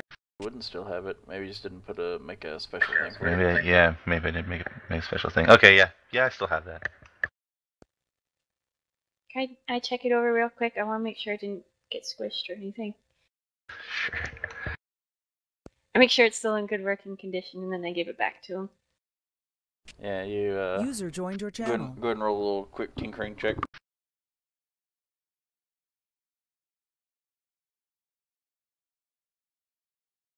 Yeah, you kind of poke and prod at it a little bit, make sure turn the gears, and you take like a little bit of your oil and lubricate the gears again, and wind it, and then it definitely, as you open it and it works, and close it, and it turns off, and you're like, yes, it's in good working condition.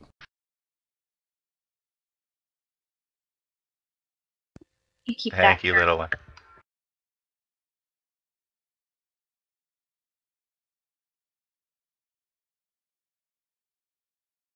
So, will you come back to the inn with us, or are you leaving right now? I think it's best if I leave right away. Sister, is there a back door I can leave out of?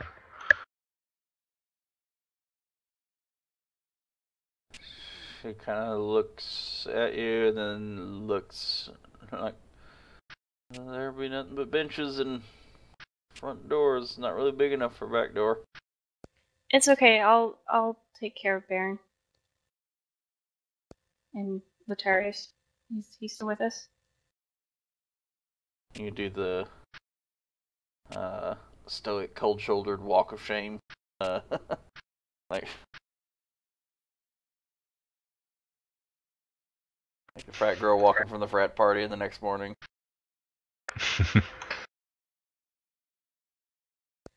Sorority girl.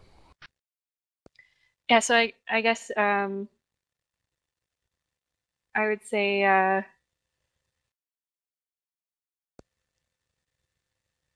okay, give me a couple minutes. I'll tell them that Elnath still needs to rest and we'll come back for him later. And then that'll let him slip out and we'll head back to the inn. Okay.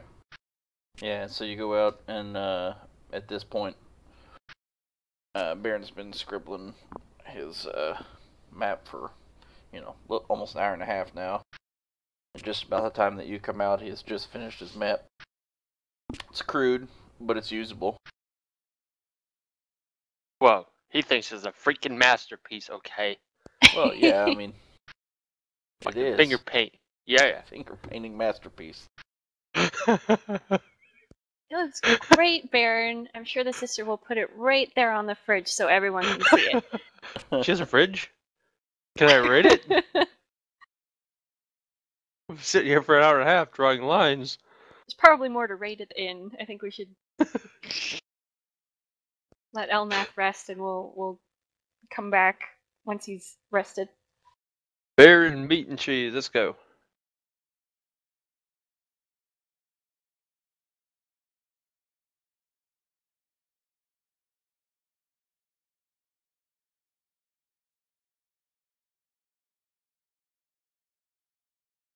All right. Yeah. So you've convinced Baron food is at the inn. So he's all on board. And Latarius is already 2 feet out the door by the time you're done, while you're even conversing with Baron. He's had enough of the rougher life and is ready for at least whatever luxury that the inn provides. Better than a cave floor, surely. If only barely.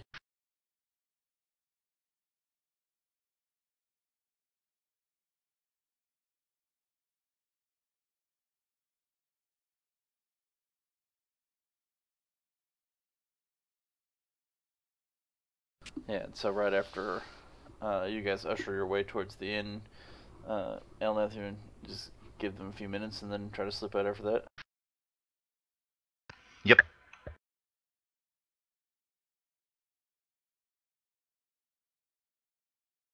Yay! Phandelver. Yeah, I'd forgotten What time we of lost day all is of our it? sharing.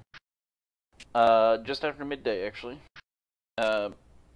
Mid-afternoon, 2, 3 o'clock.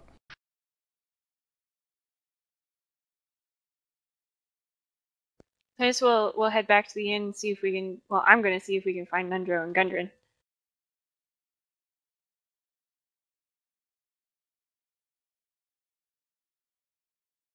Okay. Yep. You get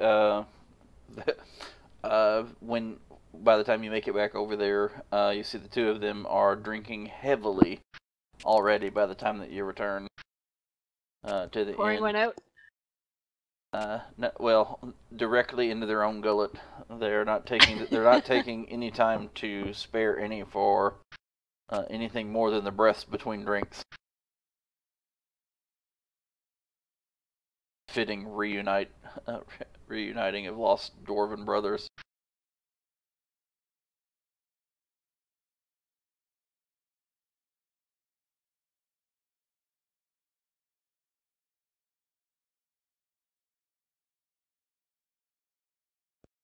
I'll give whoever's tending the bar a few silver and buy a round or two for the dwarves.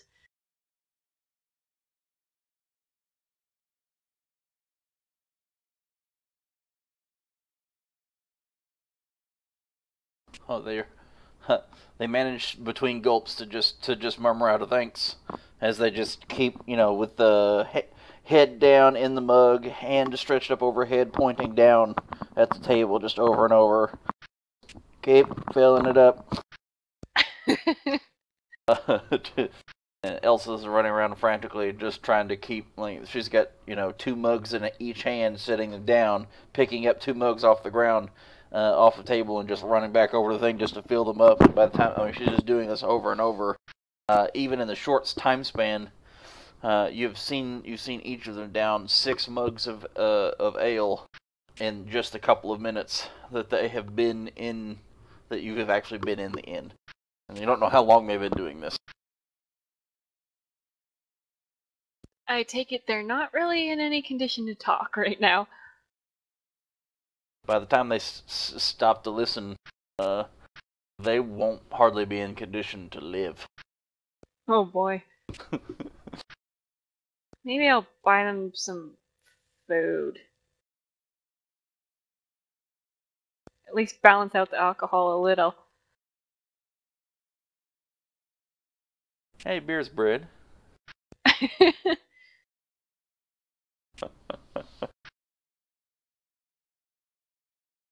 Is Sildar here? Or? Not at the end, no. Okay.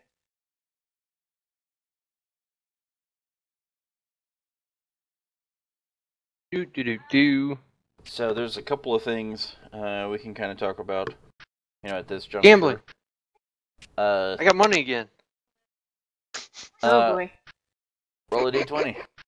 No, I'm not gambling. Oh. Nope, Bjorn's keeping this money. So there's a few drinking things. money. So there's a few things we can talk about as far as some information that's transpired since you left and come back. A few days. It's now just a few days later. Since you how many days? 4 days later? Let's say 1, you slept twice. 2, 3 overnights. At least. And let's see. And you sent off...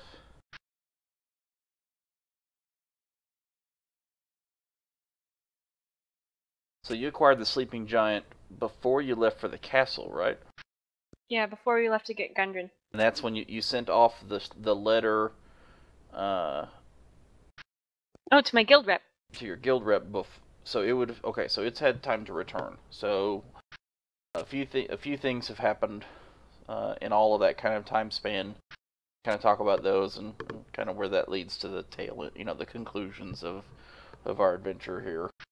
So things, Duran Mm-hmm. has been in contact with some of the Order, and they are much interested in the goings on that have been happening in Phandelver, and so they have come to him since you have been gone to report, and they were staying at his out at his little cottage at the orchard, and so they have come not to stake any claim to the cave at all. They want nothing to do with that. That's nothing to do with them. That's entirely the Rockseeker's claim, and yours, and the town of Phandelver's. But they do want to investigate. They want to learn about the war, the stuff that's going on, and so that they plan to send an expedition force with you when you return to the cave, so that there is complete safety in that, and so that the trade can actually boom, and they can be, because they will benefit from the benefit of those involved, indirectly, if not eventually later directly.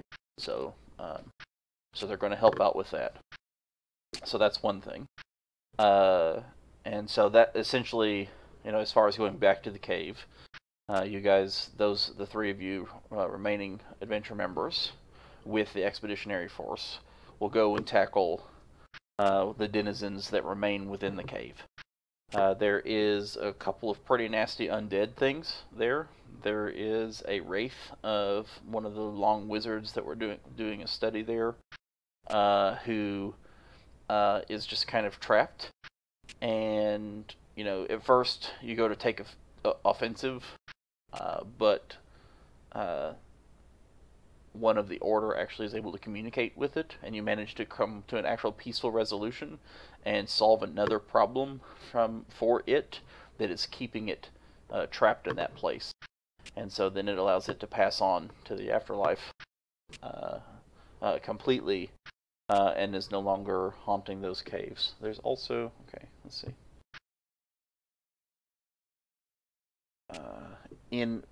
Off of that trenchway, that water trenchway that you knew led to the industrial area, I wanted to explore that.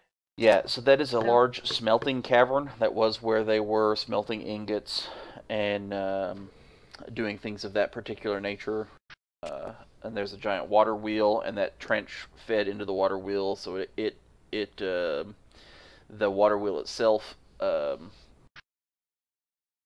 operated large, what are they called, billows? The large accordion air compressor, right? Thing, bellows, not billows, bellows. And that fueled the forge. And so when you go in there, you can investigate all the mechanics of how that was to be. In that room, you and the expeditionary force encounter 8 zombies and 1 flame skull, which is literally what it sounds like. Ghost Rider? It is Ghost Rider, yeah. Except for no body, just literally the head. Really, just a floating head. It's a flaming, floating head. Luckily, you have a water skin. Oh yeah, yeah, yeah. You're on fire no more. And it is a spellcaster undead, and you manage to break the chain holding it to this realm. It's actually like wraiths that are partway between 2 realms. And so they're between the, actually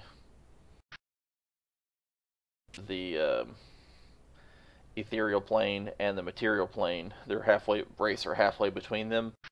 Flame skulls are actually essentially from the plane of demons. They're halfway between those, and they're you managed to break the chain that holds it here and sending it back to its unearthly realm, and then also deal with the zombies. That and the wraith were the only remaining denizens in the actual cave itself. You also explore the northeastern section where you find this large inlet. That little inlet is got a huge cliff, over 100 feet down, where a large body of underground water is what's causing that resounding, echoing sound. It has its own waves in this, so it's like an underground sea, essentially. And then there's the inlet of that sea is where all of that keeps concentrating. And the Kraken lair. They don't. No one wants to go out there. There's no like you'd have to build a boat from inside and lower it down that 100-foot cliff, and no one's just willing to do any of that. There's too much other stuff. You find also in the some of the stuff that you have no understanding of it, but some of the stuff that I'm trying to find out where it was. Yes, on the far eastern side, near where the wraith was kept, is the actual forge of spells, and there is it's a large workshop. Here with a little description there.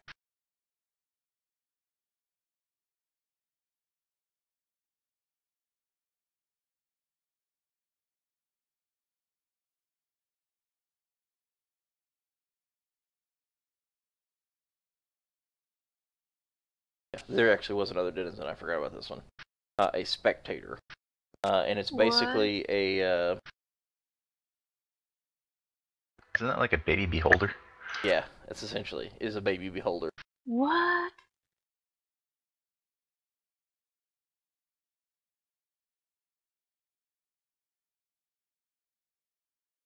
Hello. I have a picture. So I have an image of it.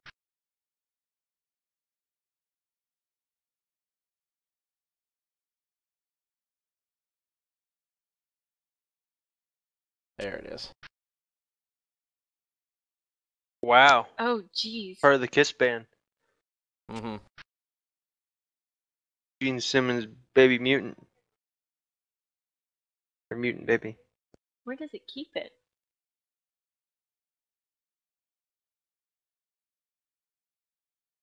So, one of the expeditionary force knows a little something about it. These are like beholders.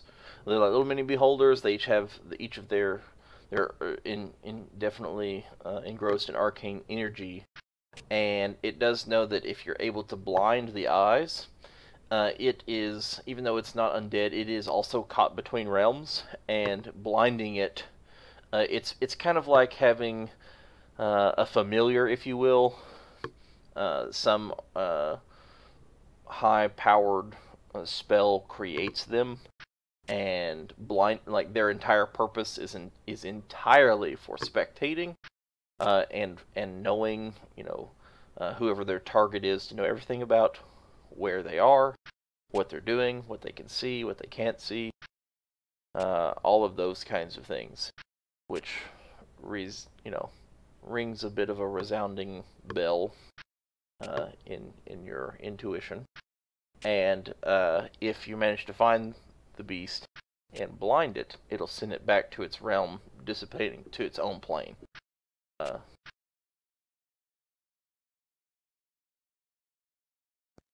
Wait. Was it watching us?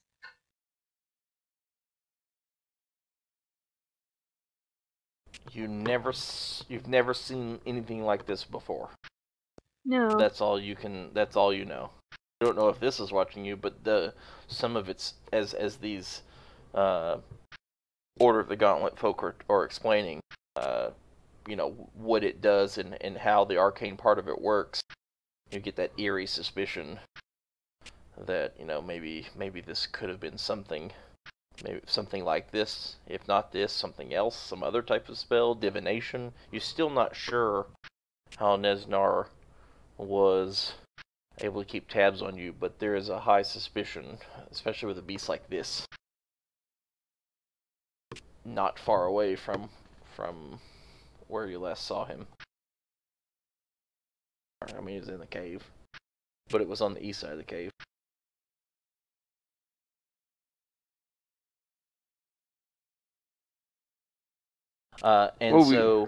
This Forge of Spells has high magic properties, and they don't know, the guys with you don't know anything about it, really. Don't really know much about it. All they can tell is they can detect the sheer amount of magical presence that's involved with this.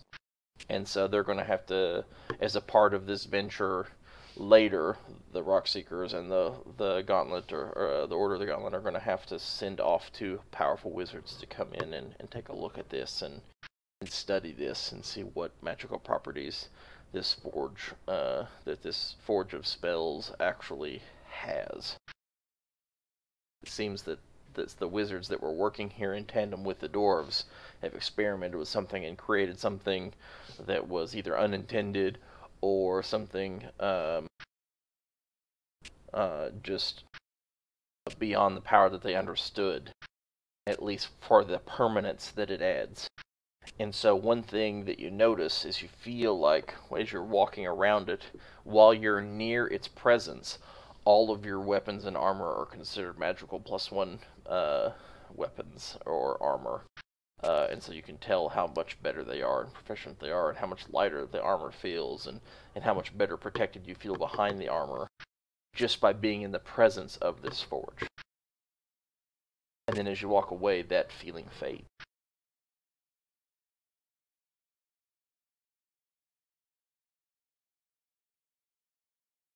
What if I put something in it? Well, we still have the little dude sitting here, don't we?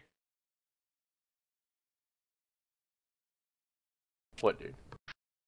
The spectator thing? Yeah. No, the one of the people with the order is a spellcaster that casts blind on it. And when it casts blind on it, it instantly poofed back to its original plane of existence. Oh, okay. I thought you were giving us information about it. Sorry, I missed that. Oh, so we're clear to look around, I guess. That's nice. Yeah, and then so those are Luckily, the only we have the 3 rooms that you had not been to. And then the actual inlet, and then the 3 other rooms or / areas that you hadn't been to yet. The one with the Wraith, the one with the Forge, the one with the giant smelting, the dwarven structure. It was obviously dwarven structure, and then the Forge of Spells is obviously one of the wizard things that they were experimenting with while they were down here. And I mean, we still don't know why, whether it was specific conditions of the cave, whether it was some kind of crazy alignment between worlds that allowed, that this is just a spot that is more susceptible to being cross-realm, or whether there's something in the cave that is actually like the materials collected are actually, laced with magical properties. There's all of that experimentation will have to be done in the future. Yeah, that'll be something for the wizards to figure out, I guess. Well, Bjorn would obviously want to look around for any weapons that were left behind or finished products, obviously. Unfortunately not. Yeah, nothing remains of any quality. All the stuff that you ever do find outside of the giant stone forges and things like that were like little bits of metal from tools, and they were obviously tools, but like the ones on the corpses near the entrances, they had all faded and been pitted, and so it's likely that the slimes, the jellies and things had actually themselves you saw how they were like just travel around and like clean everything essentially, and maybe that was their original intent. Something that somebody did. We cleaned out all of those, and the Rockseekers do expect that after only just a little bit of time, of course they're going to send out, they're going to get wizards, they're going to get experts of all kinds, but they can start up a digging operation pretty quick to go ahead and get the mine part of it working again and get some income flowing. Mm-hmm. And so then in Cool. the future, that will actually take place. In the meantime, so you kind of explore around and you guys get a good feel of what all's down there and make sure that everything is safe, and then you're free to come and go without any, there's no longer any hostility in the cave. And when you, after doing your exploration and you return back to town again, there had been the last time, so before, I guess, sorry, the timeline's all screwed up. Before you had left, Barthen had received a letter of reply from your guild members who were exceedingly interested in the prospect and would be sending a crew as well as guild-funded materials to help establish that, to build whatever you need to do to start to establish a business here, not only for tinkering but also for the potential future profits that could come from the cave through Phandelver, which would eventually lead back to the guild in one way or the other. So they're highly willing to fund almost all of the endeavor, still leaving it in your guys' control and name. And as long as it is tied directly to the guild, they are fine. And then, of course, with the understanding that, with good investment, should come good return on their part, on your part, for in the future.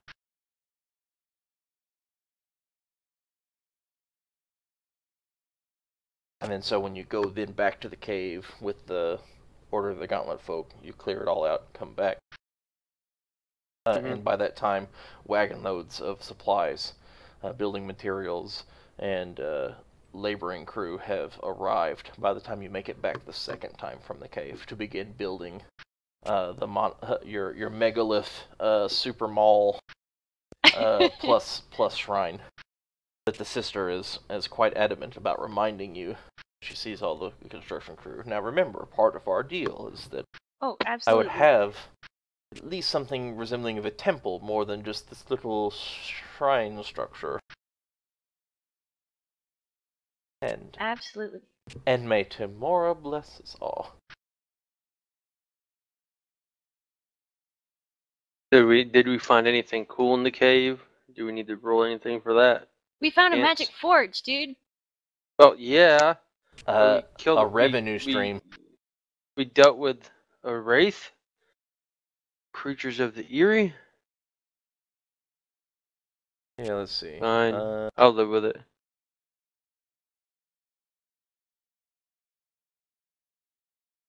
Those emeralds. Yeah.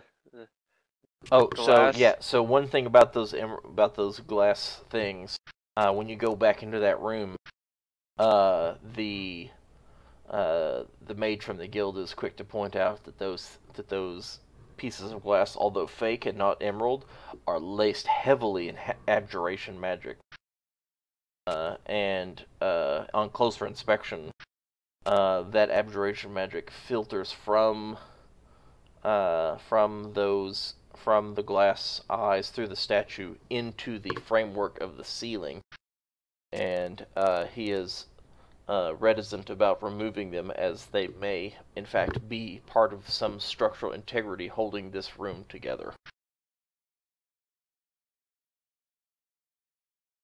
Like we shouldn't touch them? Yeah, if the fake pieces of emerald were removed, it may cause the room to collapse on itself. So it was just a trap. It was either a strange magical trap, or there was actual problem with the structural integrity of the room, and they needed a magical assistance to make sure that it didn't fall apart after they dug it out. Unsure as to which it was, but regardless, that seems to be the case.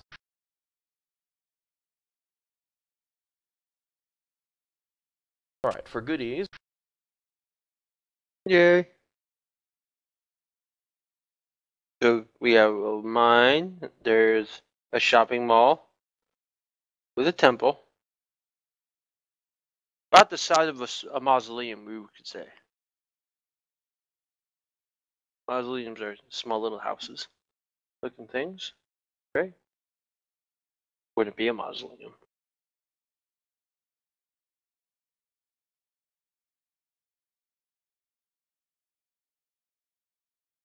yes, okay, so there are 2 remaining magical items that the spectator itself was guarding. And they have runes on them naming them as such. One is called Dragon Guard, which is a +1 breastplate. And there is Lightbringer, which is a +1 mace, made for a cleric of Lathander, the god of dawn. The head of the mace is shaped like a sunburst and made of solid brass. This weapon glows as bright as a torch when its wielder commands. While glowing, the mace deals an extra 1d6 radiant damage to undead creatures. Well, that would have been useful. Yeah. We clearly went down the wrong path first, didn't we, boys and girls?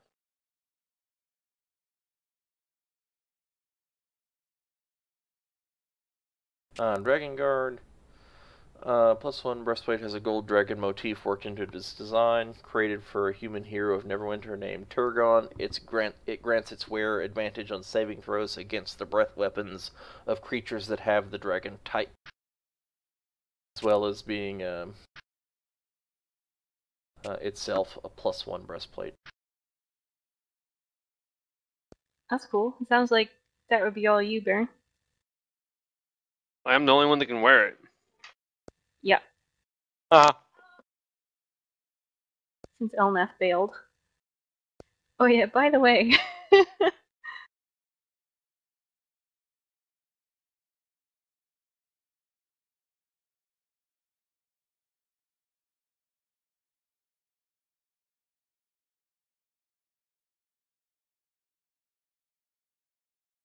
Oddly enough, the last place you go was the one with the Wraith.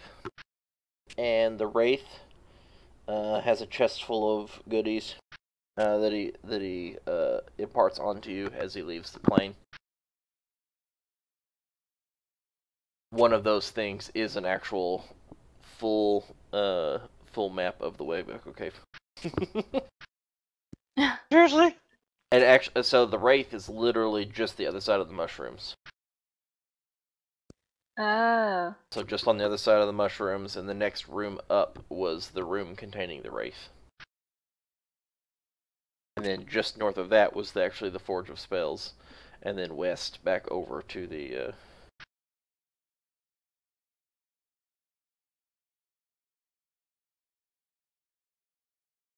Actually, Well, let me nice. open up your map.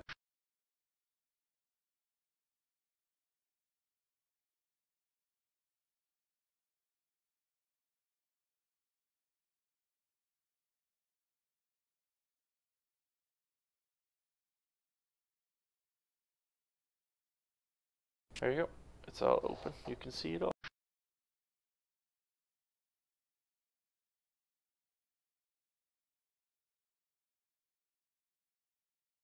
Oh wow.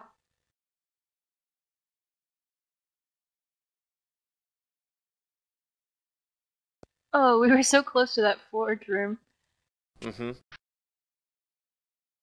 a couple times. Yeah. I was gonna head over that way, but I thought I would clear out the other side first to make sure nothing was gonna jump out at us again. And then, surprise! And then surprise, something jumped out at you. Yeah.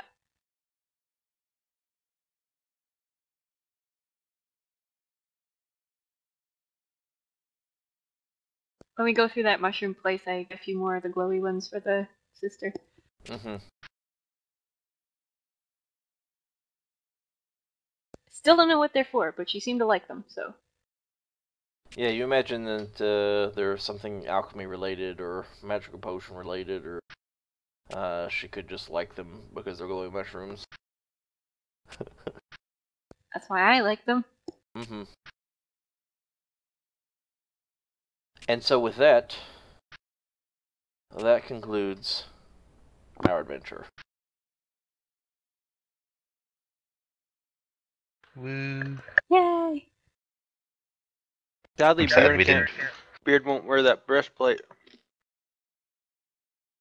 Yeah, it's kind of not as good as Or your, a heavy or not armor. as beneficial. Yeah. Mm-mm. Because it's medium armor. Yeah. Heavy armor. Oh, Oh, how much dexterity do you have? 10. I don't have a plus to Oh, anything. okay. Yeah. It Yeah. breaks. It'll be The 15 medium armor AC. allows it to be a +2 from dex. Mm-hmm. Yep. So I'd have to put what 3 points in the dex or something like that. 4, yeah. To go from 4, 10 to 14 to get a +2. Yeah, it's not And worth I'd it for still you, get but the same. I'd still get the same armor rating that I have now. yep. Yeah, you get a +2. Yeah. Yep. This definitely wasn't intended for. But you could stealth with it. Yeah, you don't have disadvantage on swimming or armor or stealth. I don't think I have disadvantage on swimming anyway. That might Yeah, be you- old. Is that old stuff only? No, I think it's Oh, still. maybe. No, I with I know it's athletics. just yeah, it's just stealth. It just says stealth. Yeah, it used to It's be just heavy stealth. armor gave you disadvantage or not disadvantage, but a penalty to Mm-hmm. to your swimming checks before as well, because that just makes perfect sense. I think they just leave that all up to DM interpretation of how that what the DC will be for someone in heavy armor. Mm-hmm. So someone in heavy armor might have a higher DC than someone in light armor, for Yes. instance. Guess we give the tomes to good old Atarius. The bookie kind of guy. mm-hmm. I guess we could sell the breastplate there for group money. Unless there's anything in the tomes that looks like it might be mechanical instructions, and I'd be interested. No, Hmm. they were definitely arcane in nature.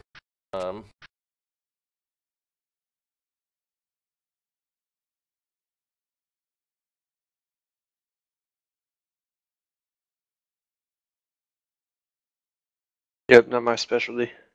Reading and things. I can really draw. Hey, you did good. Man, it would have been nice if I had a protractor.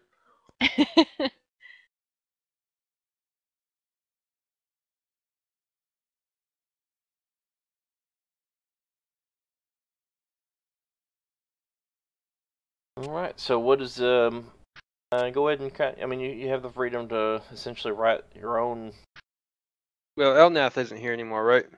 So write your own future as to how the story might unfold thereafter, especially as it might link into what's going to be happening next time with the next adventure. So we still have a lot in which we can talk about as far as if it's these characters or if it's other characters we want to bring forward into that, or that's totally cool. Or what we'll be doing is we'll be picking up on chapter 3 of the Horde of the Dragon Queen, finishing up where our last adventure group sadly perished. Mm-hmm. Did we get any experience for this? Yeah. So the reality of it stop? is we'll have to start at level 3 no matter which characters we use. So if you use the same ones, I'm totally fine with justifying a bit of laziness for a couple of years or something, and tending to business and just making money and not adventuring. Resting on your laurels. Yeah, leads you to lose your skill back down to level 3. Or if you want new characters, then you can make whatever backstory you want. Okay. I'd also allow, as we move forward, allow us to make, minor mechanical changes to the class's leveling structure as long as the essence of what is the character stays the same. If you wanted to use the same character. basically get some retraining, or if you dipped way far down and had to rocky it up to get back in shape. Mm-hmm. Grow Like, say, if beard. I wanted to take toughness from level 1 and get the bonus from that instead of great armor mastery, something like that. Yeah, that's exactly the kind of change that would be totally fine. I mean, that'd be the same thing if I started a level 3 character anyway. Yeah, but you could have. Yeah, exactly. Exactly. I'll have to try and talk to you about some of the character concepts I've been researching while you guys have been doing Okay. things. Yep, and so I think I'm going to go ahead and end the stream for today. We're welcome to continue talking about what we might want to do, or So, anything about Bjorn, that other game. probably just gonna hang around the town, work on the business building stuff, because I'm good with a hammer. So for And those that try are to watching now, or perhaps in the future on the re-record, thanks for watching. Just show up for the next campaign. We'll do it all over again and enjoy ourselves. It's been a blast.